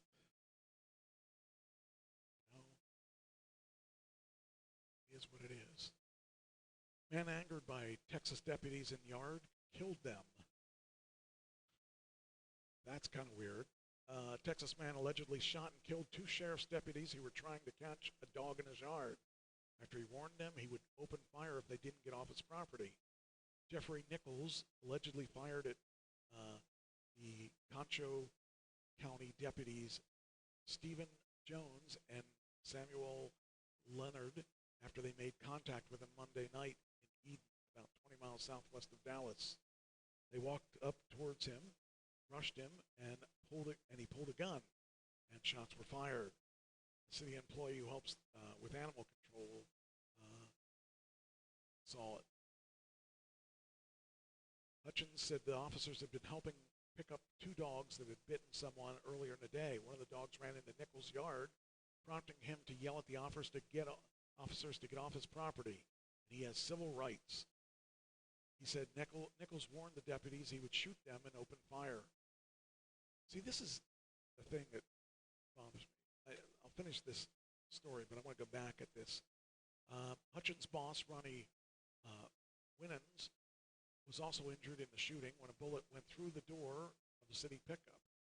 Nichols was taken into custody and booked at the Tom Green County Detention Center, 2 charges of capital murder of a peace officer. So, this is the case of just being a prick. I really can't understand why you would shoot a police officer who was trying to stop a dog from biting people. I mean, that's just trying to say, look, I'm tougher than you are because I have a gun and do not come on my property. But I don't think it works that way. I think he's going to end up paying for that one. So it's really stupid. And why would you put your life in jeopardy? You think you have your rights to shoot somebody. You don't have your rights to shoot somebody, especially a cop. You have your right to protect yourself, but they weren't doing anything that was in what would be considered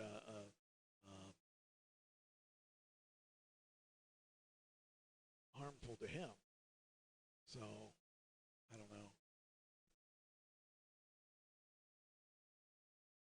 That's the way people are, I guess.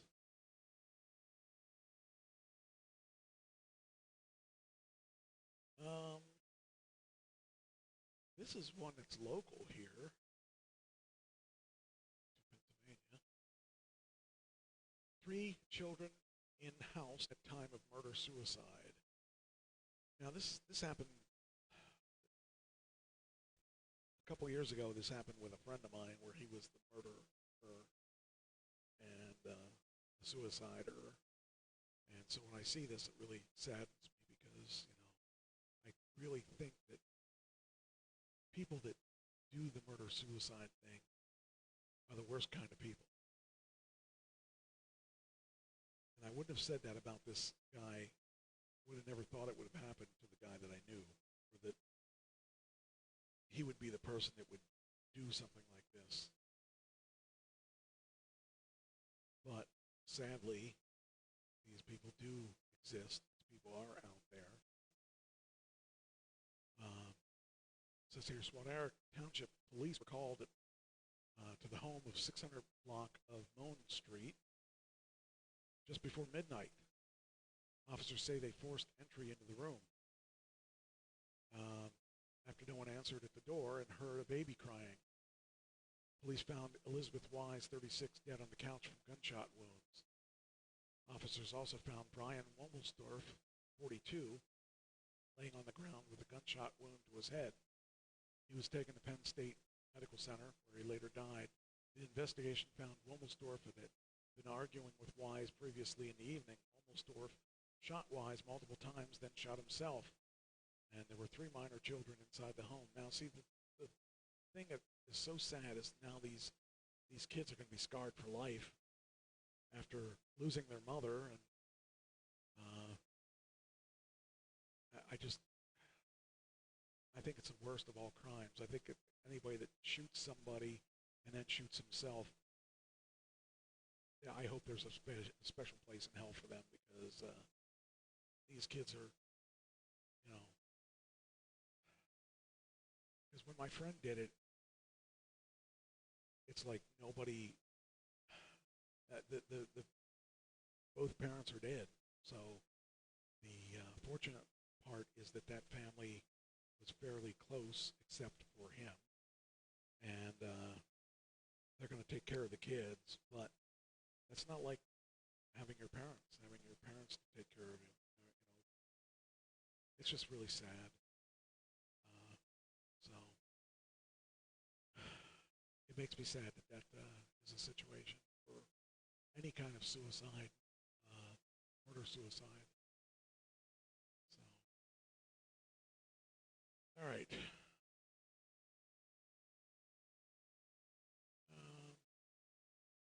Here's another party. I think I'm going to stop going to parties. Huntington Beach residents, businesses reeling after massive party turns chaotic. Oh boy. I think that the problem is that COVID had us by ourselves for so long that we don't know how to work around people anymore. And now people are dying because these people have been lonely for so long. Anyway, residents and officials spent Sunday cleaning up Huntington Beach after a crowd of 2,500 people caused a chaotic scene Saturday night and damaged a number of local businesses, leading to nearly 150 arrests. Now, when you're in that group of people that are doing that, why would you participate in something like that? Police say 121 adults and 28 juveniles were arrested on charges of vandalism, setting off illegal fireworks, failure to disperse. Multiple downtown businesses, police vehicles, and a lifeguard tower were damaged, but no serious injuries have been reported. So, authorities say thousands of people showed up for a party at a beach and in the streets after a TikTok video promoting a birthday party went viral. Police had monitored social media posts and were prepared for an unruly crowd. Party-like atmosphere eventually turned violent, and police declared an unlawful assembly and issued an overnight curfew, but many continued to party in the streets. People threw rocks, bottles, and fireworks. That's just crazy. Let's see if this is going to play an ad or something. No gaming options isn't an option. Why they got to do that. As police tried to control the crowd, fireworks exploded in the streets, sending people running for cover. At least one police officer, one police cruiser had window shattered, possibly from the fireworks. So this is what the Beach. It was put into effect last night after unruly crowds prompted police to declare an unlawful assembly. This was the scene after authorities tried to break up a big party which was promoted on TikTok. Authorities estimate more than 2,500 people showed up on the beach and in the streets. At least one police car had windows shattered. People threw bottles, rocks, and fireworks at officers. Multiple downtown businesses and a lifeguard tower were also vandalized.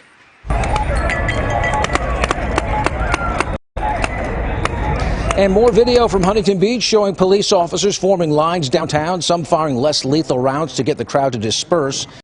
According to police, throughout the evening, 150 officers from nearly all agencies in Orange County were deployed to help control the crowd. And we've just learned that overnight, 149 people were arrested on charges including vandalism, firing illegal fireworks, failure to disperse, and curfew violations.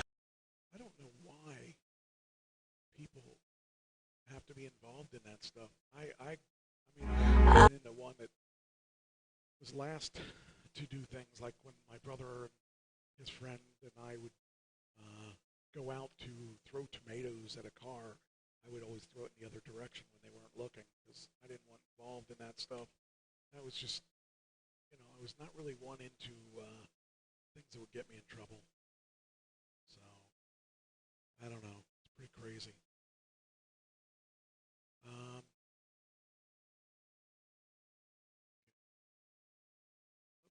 Same story, just in a different article. 14-year-old flees after handing newborn to New Jersey restaurant customer. Oh, just crazy.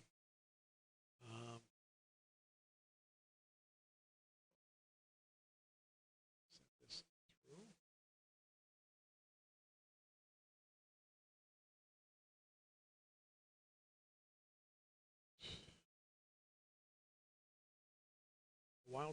A teenager who apparently just gave birth left her kid with a woman who was grubbing at a New Jersey restaurant. But luckily, the baby will have a good home after all. That's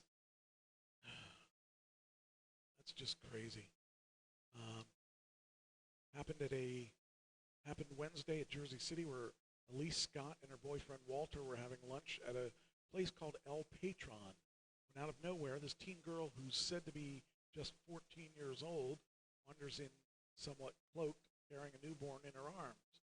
In the CCTV footage provided by the restaurant owners, you'll be able to see the teen walk up to the counter to seemingly ask something, then sits down at the table, which is when Scott checks in.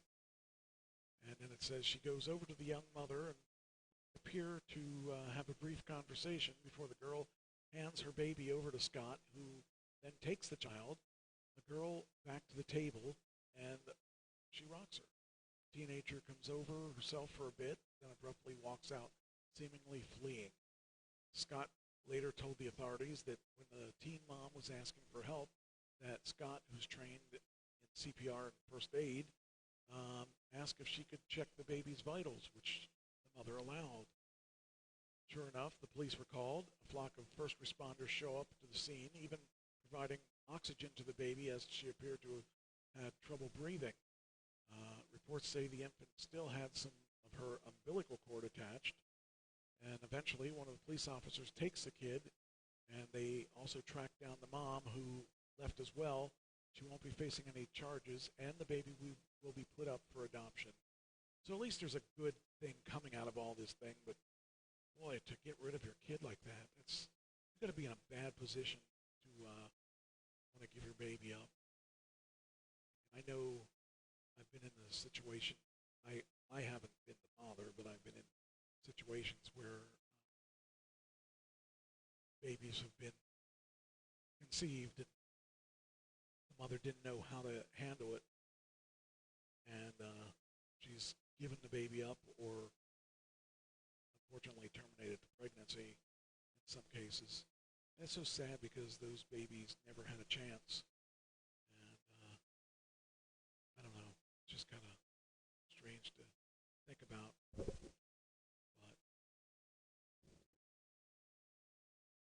at least they took care of this one.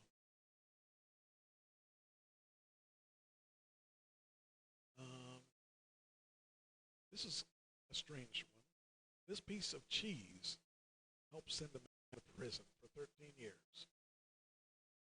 I read that and I can't even imagine how they figured that that would be the person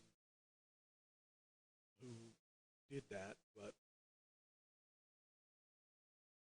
here's how it works. It's generally a good idea to be careful about the photos you share online. Share a photo of your vaccination card, for example. You risk revealing your full name and date of birth, which opens you up to the possibility of identity theft. But you might want even more to be careful if you're a drug dealer involved in selling cocaine and heroin. Even an innocent picture of a block of cheese can contain enough information to convict you. We've got the UK's Merseyside police to thank for the worrying revelation.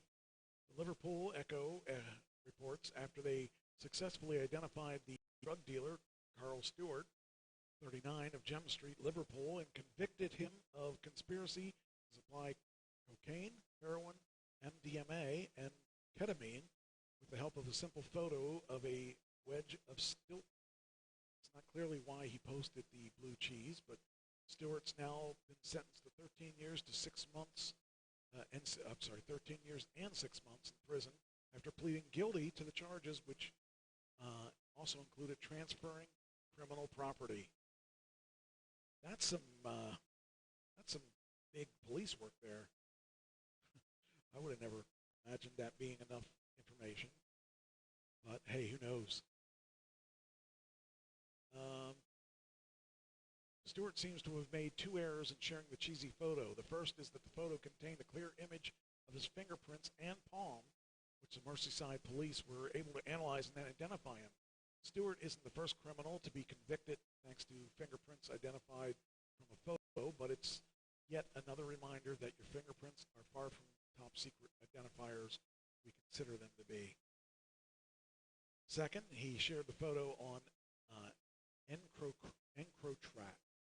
The supposedly encrypted phone was compromised by authorities last March, leaving its security with more holes than a Swiss cheese. Whew. Since then, Merseyside police say authorities have identified around 10,000 of its users in the UK who are involved in all coordinating and planning the supply and distribution of drugs, weapons, money laundering, and other criminal activity. A total of 60,000 of its users have been identified worldwide. There you go. It's time to go straight. Oh, man. Who would have imagined being arrested on just a picture of the cheese? So, I guess that gives new meaning to cutting cheese.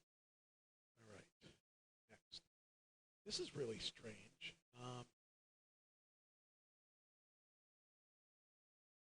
Tampa's Dunkin' manager charged with manslaughter in the death of a customer.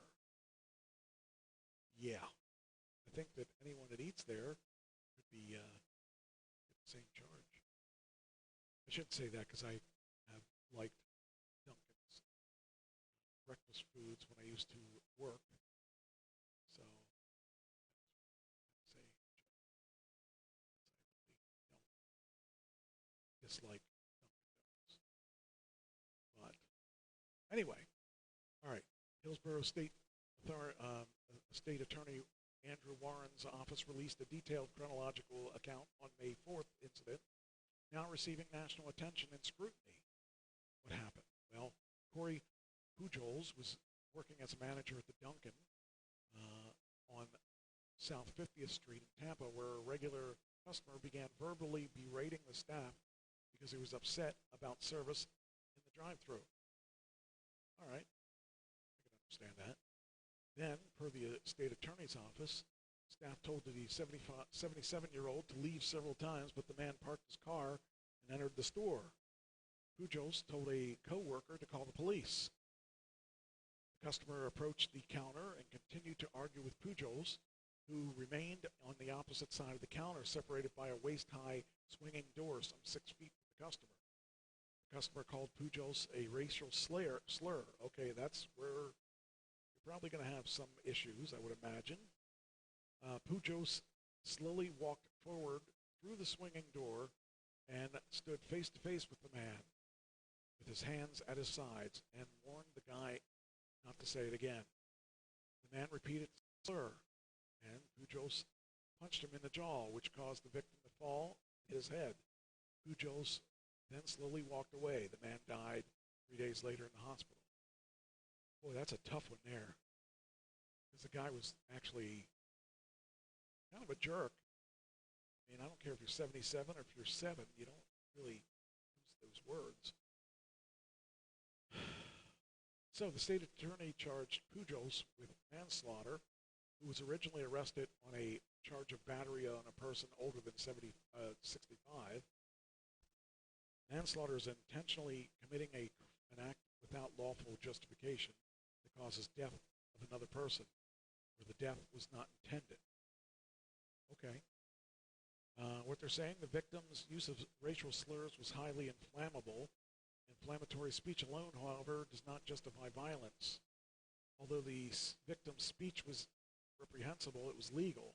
While the victim's words were repulsive, public safety requires Pujols to be accountable for his actions. Well,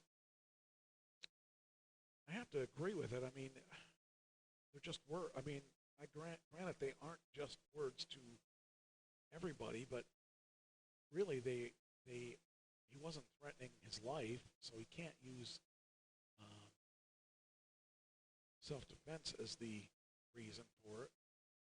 So, I don't know. That leaves, I mean, I got to say that violence really never solved anything in my eyes, but I'm thinking that this kid's in for trouble. So, yeah, it's really a shame to see this kind of thing. But I mean, in today's day, when you have George Floyd, all those other people that were killed by racists, there's an angry set of people out there that are not really willing to put up with it. But, I mean, I can't really say he was justified for punching a guy. So, I don't know. Sounds like this kid's in for an uphill battle here.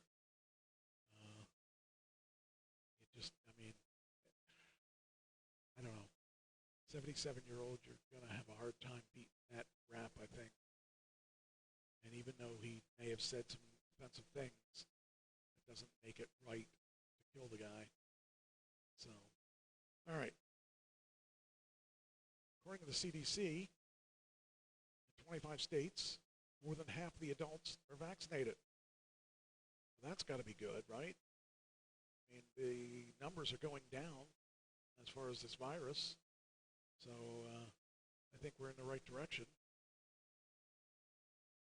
If now maybe some more people would get this vaccination, it would be better. But there's people that are saying they have their rights, and they're not going to do anything no matter what. That's the way people are. So the nice thing is with the way it is now, they're now allowing the guidelines, the CDC guidelines are saying those who are fully vaccinated can drop masks in most solutions. But Chicago's maintaining status quo for now, and probably should be that way. I don't think that their numbers are down that far. But the state no longer requiring vaccinated people to wear face masks in most situations under the rules of J.B. Pritzker,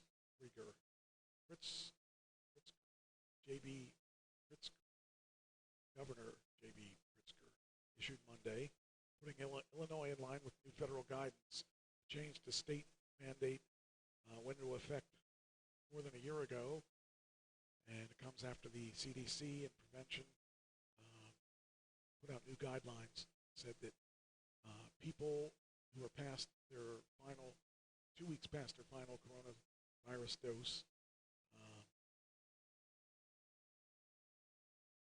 can resume most of their pre-pandemic activities without a mask. The quick change in guidance from the federal government resulted in confusion over the weekend in Illinois, as Pritzker administration said the state rules would change in a few days to make it official. And one of the reasons CDC issued the rules as they did was the recognition that studies have been done showing that if you're vaccinated, you're protected.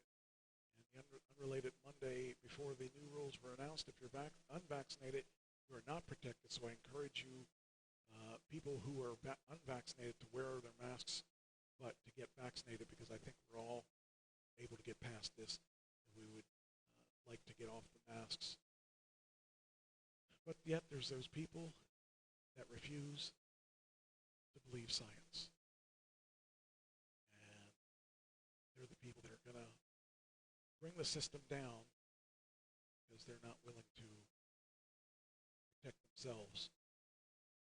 They're afraid government is injecting us with a tracker so they can find us, they can track us down, they can do whatever it is that they would do if they had these chips put in us. Personally, I don't do anything that would. I think they'd find my life pretty boring if they tracked my life. I don't know. I think I'm pretty boring. So, yeah, kind of cool. All right, now let's see here.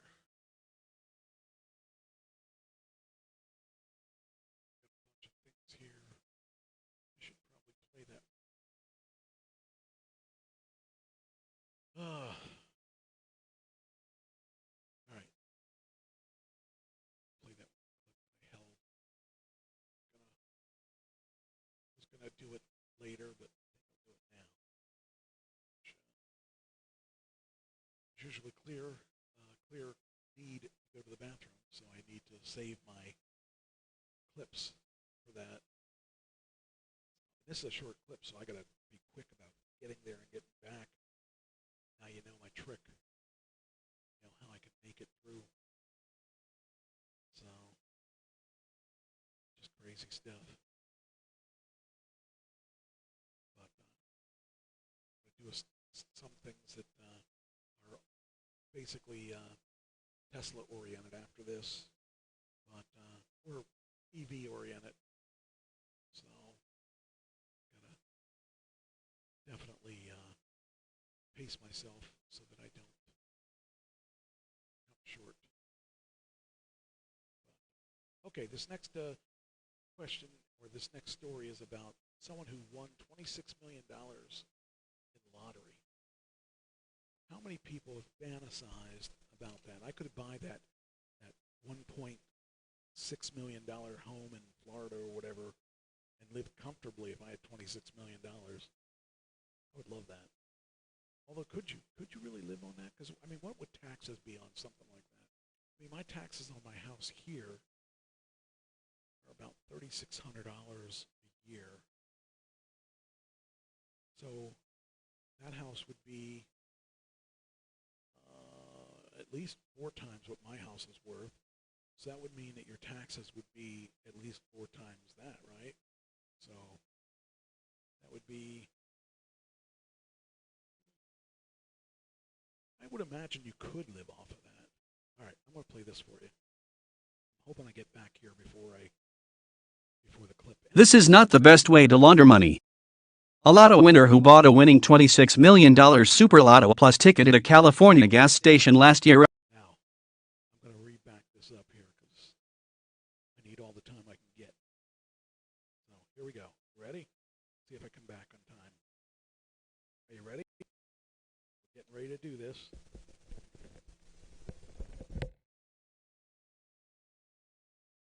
This is not the best way to launder money. A lotto winner who bought a winning $26 million Super Lotto Plus ticket at a California gas station last year accidentally washed away her winnings in the laundry, according to KTLA. The unidentified woman had until Thursday to claim her prize, and speculation about the unclaimed fortune made national news in recent days. The inside of the gas station where the woman bought the lottery ticket. KTLA. The manager of the Arco AMPM outside Los Angeles, who only gave his name as Frank to KTLA, told the station that surveillance video showed a regular customer buying the golden ticket in November. On a recent visit to the business, the woman, who was in her 40s, told Frank she inadvertently washed away the fortune, according to the station.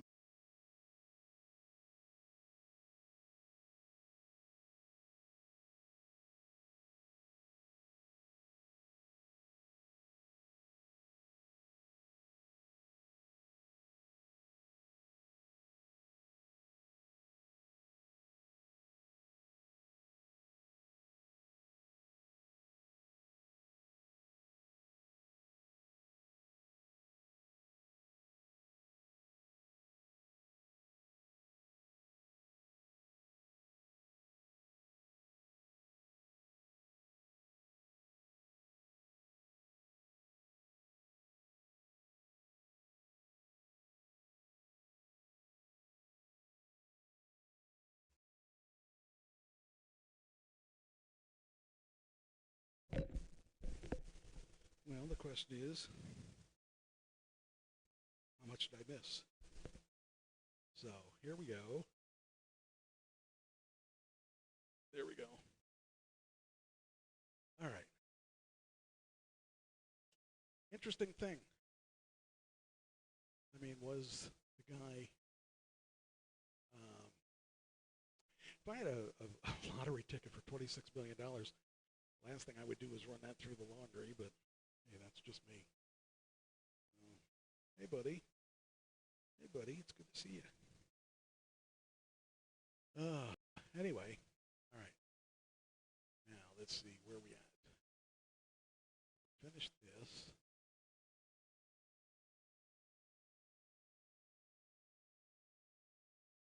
All right. Now, let's go on to the...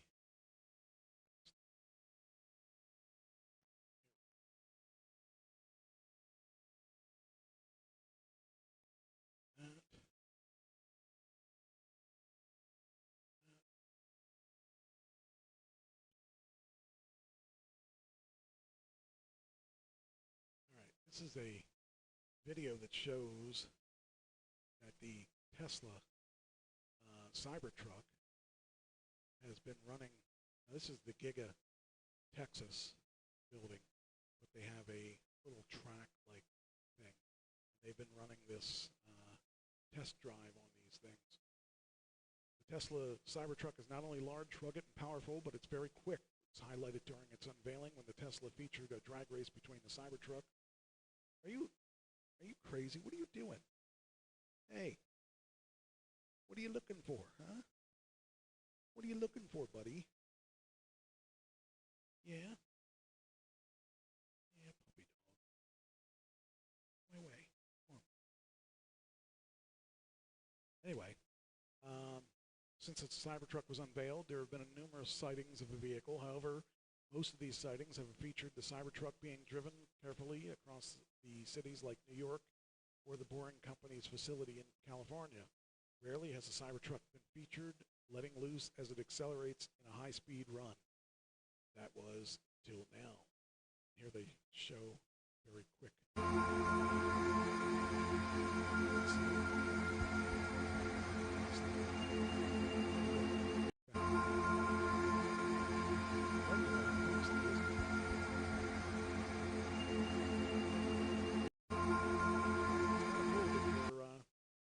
Doing their parts. I wish I'd get that truck out. Now they got over 1 million orders for it. So in a recent video, drone operator Jeff Roberts, who's been observing and chronicling the progress at the Gigafactory Texas since its facility was announced, was able to capture something special in his recent flyover. While recording footage at the end of the Gigafactory Texas, the drone operator was able to record an all-electric pickup truck kicking up some dirt across the construction zone. Footage was taken at a reasonable distance away, but could see that the Cybertruck covered a significant distance quickly. The Cybertruck quickly traveled off-frame, but it was evident that it was running at a high speed in a few seconds, and it was captured on video. So, yeah, I think it's exciting. You know, this is what we're all waiting for, this big new Cybertruck.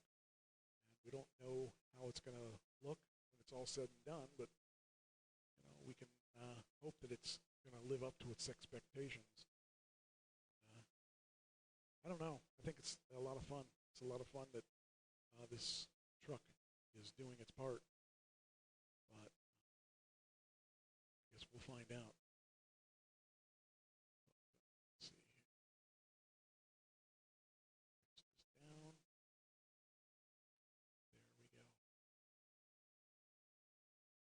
I think it'd be awesome to be able to drive that truck before it's out. Get to see how good it does.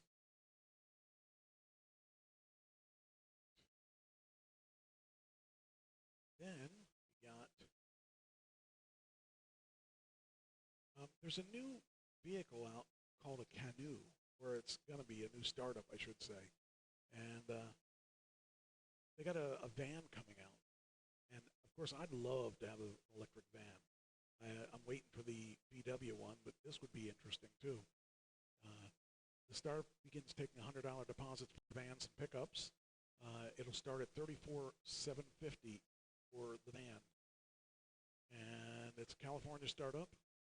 And announced the lifestyle van, as Canoe calls it, will start at $34,750 and cost as much as $49,950 for the most capable model.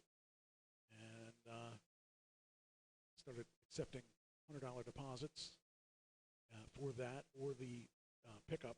It's going to have a delivery van and a pickup. And the pricing was not given for the pickup, though Canoe said the base price for the delivery van will be $33,000, and the van is slated to go into production sometime in 2022, but it won't start production on the other two vehicles till 2023. I don't know. Could be interesting. It's interesting for one reason, that it looks not very aerodynamic, and as we talked about Aptera, as far as our aerodynamic goes, that one is about as aerodynamic as it gets versus this one, which is anti-aerodynamic as it gets.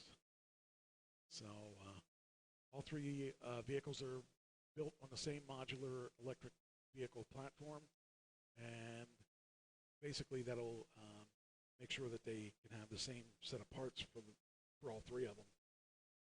And it'll get about 250 miles of range, it says. And it'll sell the van in 4 different trims, including an adventure version with the ground clearance and a more muscular profile. Exactly who will build the van, it remains a mystery. Canoo said it will tap a contract manufacturer, but it hasn't announced one yet. I don't know. Could be interesting. I would love to see something like that happen. But, but the problem is now it's under fire from the SEC. So the question is, why? Canoo is being invested by the SEC. Now, I mean, that's the last place you want to be investigated by. There could be all kinds of trouble there. But they are investigated. As soon as I find this, I can post this link.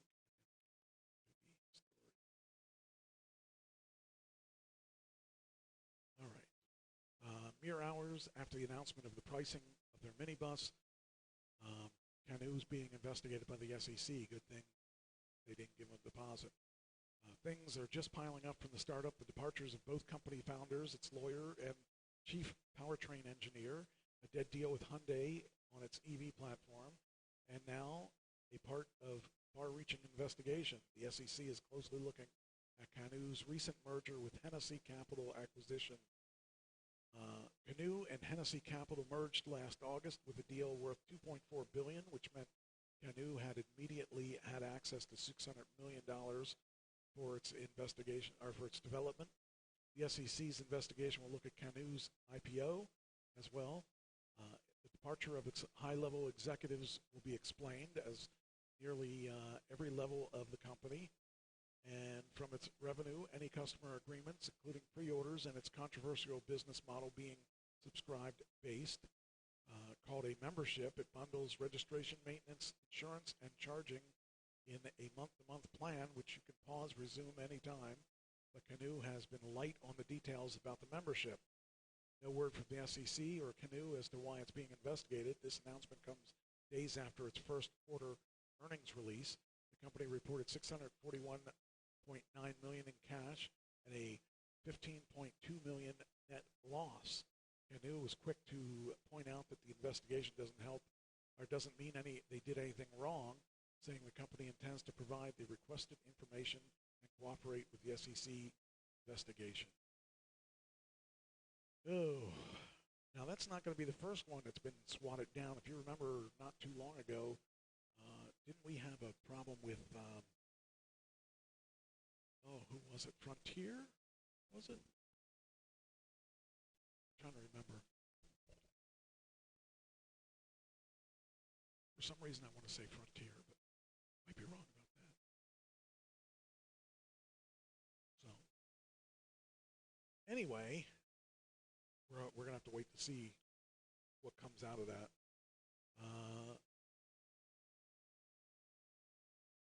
Did I finish that? I didn't finish that. Okay.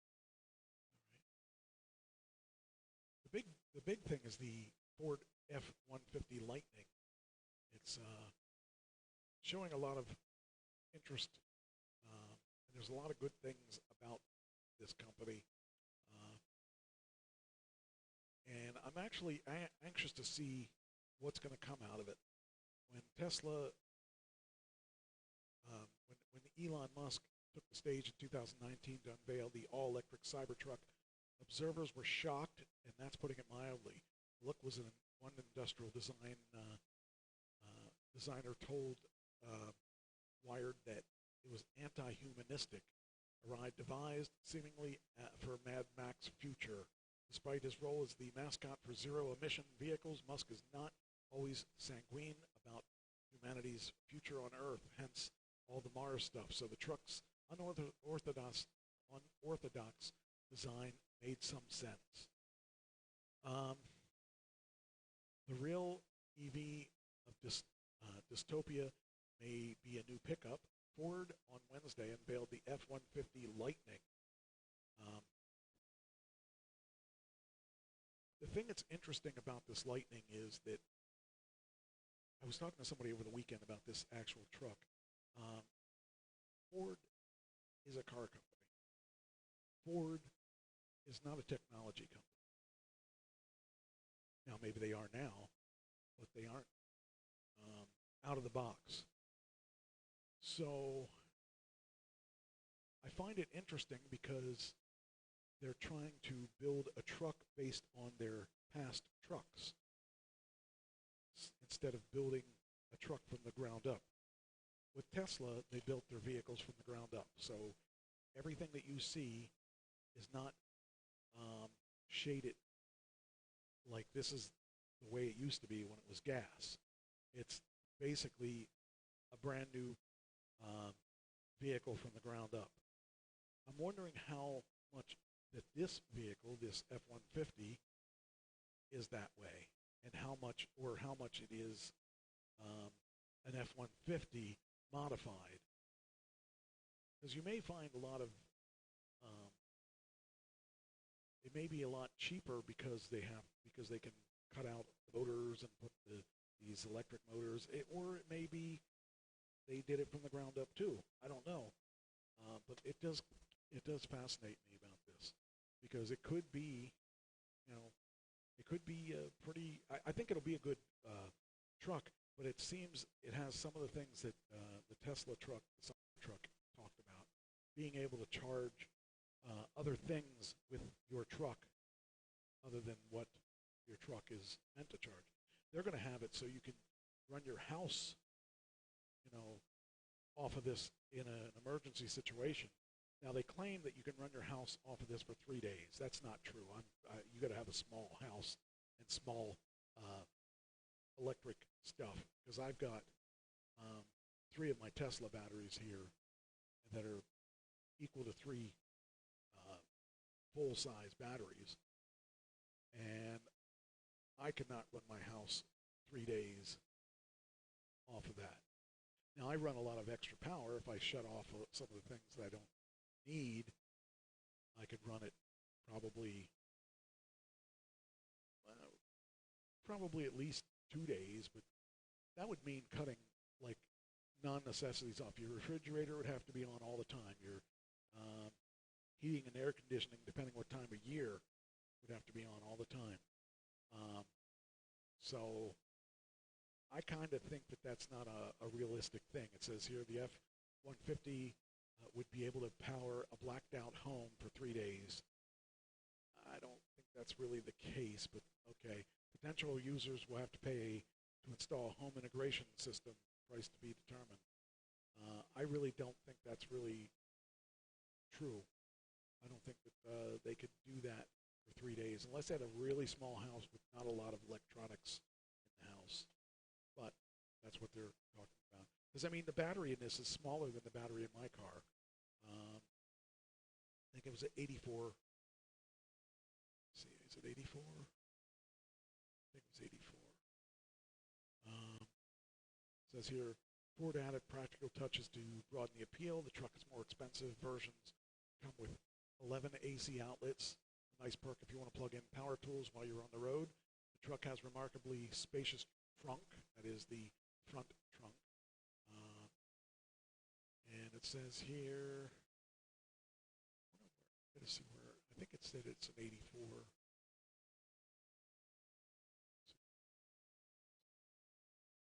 Let's see, it's an 84.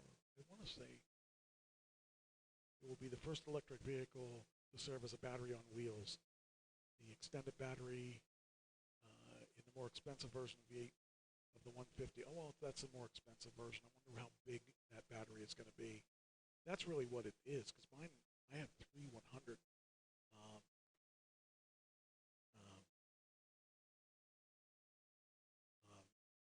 kilowatt batteries in my system, and I can't go 3 days. So says being able to pump 9 kilowatts of power into your home. It's a luxury that somebody might use every once in 2 years. You know, that's probably true. But it depends how long you would want to go. Again, if you're talking about running 24/7, I don't think it could run 3 days. It would have to be a really, really big battery or a really, really small house to do that. So I just think it's a good looking truck. If that's the truck, I believe it is. And I'm not opposed to that truck. Depends what the price would be and charging and all that stuff, and where you can be where you can charge. But I don't know the answer to any of that because they didn't give us enough information to make a educated information on that. Okay. It says, what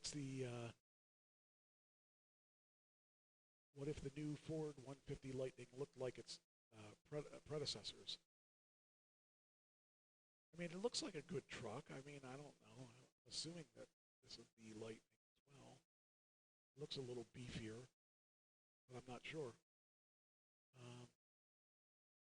And I really want to see other EVs out there because everybody's going to win once people start adapting this. And once there's more chargers and stuff like that where everybody can charge quickly. And then everyone's going to want to buy one. Well, not everyone, but I mean, if you're living in an apartment that doesn't have electric charging stations, you're not going to want to be on that. But, you know, the bottom line is that it's only a matter of time before everyone's going to have electric vehicles. So we saw the one last week where Biden was driving it. So it's going to be interesting. It says in the new F-150, not only has Ford used the Lightning name for an all-electric truck, but unlike past models with the same moniker, it doesn't offer a two-door short bed configuration. In this video, the digital artist Sketchmonkey attempts to remedy the latter as he redesigns the new pickup to be more in line with its predecessors. It actually has 20,000 reservations in 12 hours. That's a lot of reservations in 12 hours. I'm not even sure what it's going to go for. There were 2 generations of the F-150 Lightning before this one, and both were offered in the aforementioned 2-door short bed configuration with an all-American V8. While the engine may be overlooked by many due to the electric version's impressive figures, some could be clamoring for the classic Lightning silhouette.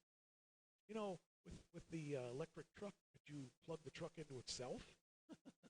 So it would charge itself? That would be interesting. I don't know. It'd be funny. Okay, so then it says the redesign starts with the 2-door cab. The Sketchmonkey takes the C-pillar, which will become the B-pillar, and moves it forward behind the blah, blah, blah, blah. So I guess this is just about someone actually redesigning their design. I had another, let's see here.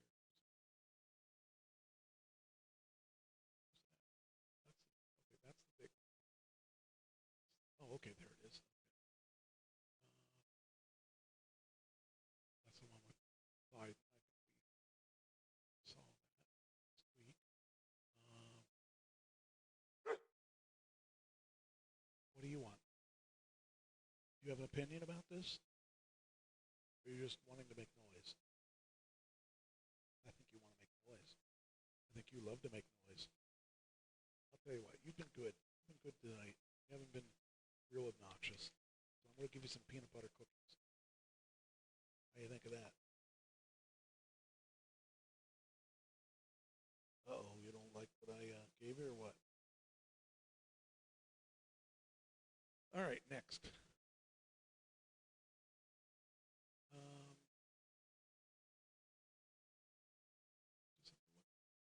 Okay. The F-150 debuted May 19th and was generally received even well by electric standards. This is partially thanks to its novel features, like its large frunk and multiple power outlets, as well as its tried and tested pickup truck pedigree. The interest seems to have spilled over to the vehicle's reservation list too, with Ford CEO Jim Farley telling CNBC that the company has logged 20,000 orders for the truck in less than 12 hours since its unveiling. Farley later showed up on Twitter revealing that the F-150 Lightning had received 44,500 reservations in 48 hours. It's an impressive number, and it inspired personal response from CEO Elon Musk, and arguably leading the company that, for the most part, pulled the American automotive sector kicking and screaming into the electric age. That's just really nuts that many have been reserved already. Musk extended a word of congratulations to the Ford CEO rather than a rather commendable statement, considering that the Lightning is arguably the Cybertruck's most formidable competitor today. Yet, in a way, Musk's comment about the Ford electric truck's reservation number highlights his support for electric vehicles as a whole, particularly those he considers compelling. Musk is no stranger at poking fun at Tesla's competitors in the electric market. He's also no stranger in bearing his fangs at companies he believes are not playing fair. The CEO, for example, has made fun of Audi's e-tron name, and he's also filed a suit against EV companies Rivian and Xpeng Motors. He has, however, personally praised the EV efforts of Volkswagen executive Herb Diess frequently, and he's also praised the Porsche Taycan during its launch. Even the Ford Mustang Mach-EV received a word of support from the CEO. When the numbers for the F-150 are undoubtedly impressive, the Cybertruck reservations could be considered a whole other level. Within 2 days, the all-electric steel pickups unveiling, Musk announced that the Cybertruck received about 146,000 reservations. The number was later adjusted to 200,000, later to 250. Tesla has not provided the exact figure for this Cybertruck. It did state that the demand for the vehicle far outstrips its supply. Yeah, for sure. I mean, it's going to be interesting to see how well these vehicles hold up and how quick these companies can actually bring these vehicles to life. Because I personally would like to see the Cybertruck, but, you know, it's been 2 years or whatever since they announced it, and they haven't had any sold yet because they haven't put it out there. I definitely want to see it. I want to see it come to fruition. I think it's going to be an awesome vehicle, and right now it's kind of weird because my lease is about to end. I got to find a new vehicle. The vehicles I'm interested in are the Cybertruck and the Model X, but I want the new Model X that's supposedly going to give us 400 miles or so on the distance. So that's my big holdup, is knowing whether or not we're going to see the Cybertruck come out in a reasonable time, because my lease is up in November, and they're not going to have the Cybertruck out by then, and they're not going to have the new Model X out by then. So now I'm stuck. Do I go with another Model X that I don't see any major difference in, or do I wait? Do I get a Model Y? Do I not get a new lease until they come out with a new one? Because I'll have my new car, hopefully, by then. I mean, it's just, I'm in a really weird situation because I don't really want just any other car. I want one of the, I would take a Model Y. I'd be a lot cheaper than the X, but I really like the X. So I don't think I'll be happy with a Y, but I would be happy for a less payment. I don't know. I got a while to think about it. I mean, the Tesla guy keeps calling me every once in a while and asking, have I made my decision? And no, I haven't, because you haven't given me a realistic thing. And the guy that I talk to doesn't seem to know what's going on and as far as the new ones, because the things he's telling me are totally different from the things that I'm hearing elsewhere. So I don't know. I really want a Tesla, and I really want a Cybertruck or a Model X, but I want the Model X that has 500 miles. And the reason I want the Cybertruck is because it's supposed to have 500 miles. I don't know. Anyway, that's a whole other issue. What else do I got here? We don't have much time left. Let's see. Okay, that's the same article. This is not. The most affordable F-150 Lightning is officially here. I don't think I did that yet, right? Yeah, here it is. It debuted last week with a starting price just shy of $40,000. So, at a starting price of $40,000, it's probably equal to or very similar to the Cybertruck price-wise. And that's interesting. Because, I mean, if you load it up, figure it's going to be, I don't know, probably $65,000, maybe $70,000. Load it. Because you figure everyone's going to put low price tags at the entry level, and then they're going to want to have people step up and pay the bigger price for the. So I'm thinking that's what it is. So I mean, at $40,000, you could have a really nice truck, depending on what size battery they put on it. It says here the Lightning Pro is targeted at small, medium, and large businesses. Is actually the second commercial EV from Ford, after the E-Transit. There will be two versions of Lightning Pro to cater from different price range from its commercial customers, one standard and one extended. The standard Pro will go up to 230 miles and will make 426 horsepower. The extended range Pro will be 300 miles and 563. Both trucks still make 775 pound torque, foot of torque. Extended range, higher specs will cost you in a good chunk of change. The standard Lightning will be $39,974, while the extended will be $49,974. So we're probably talking about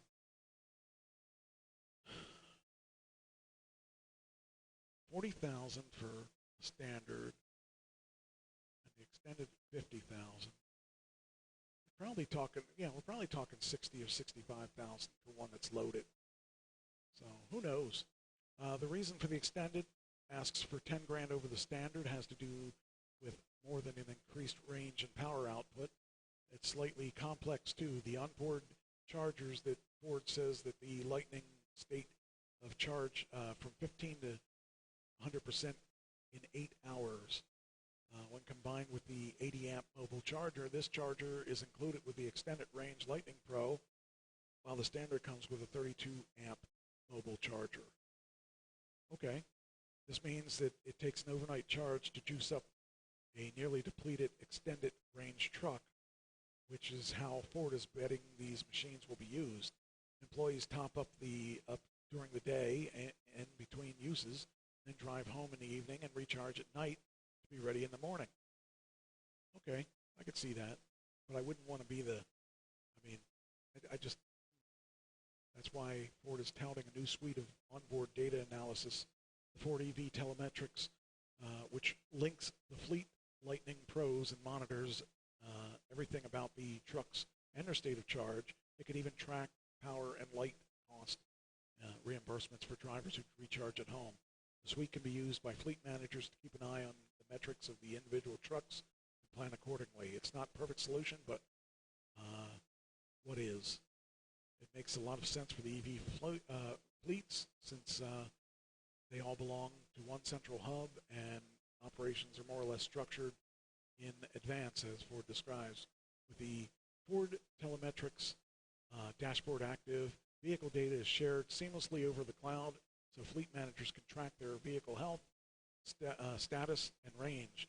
Log and pay for public charging events centrally, reimburse employees for home charging, remotely precondition the cabin while plugged in, and generate alerts and reports for depot and operational efficiency.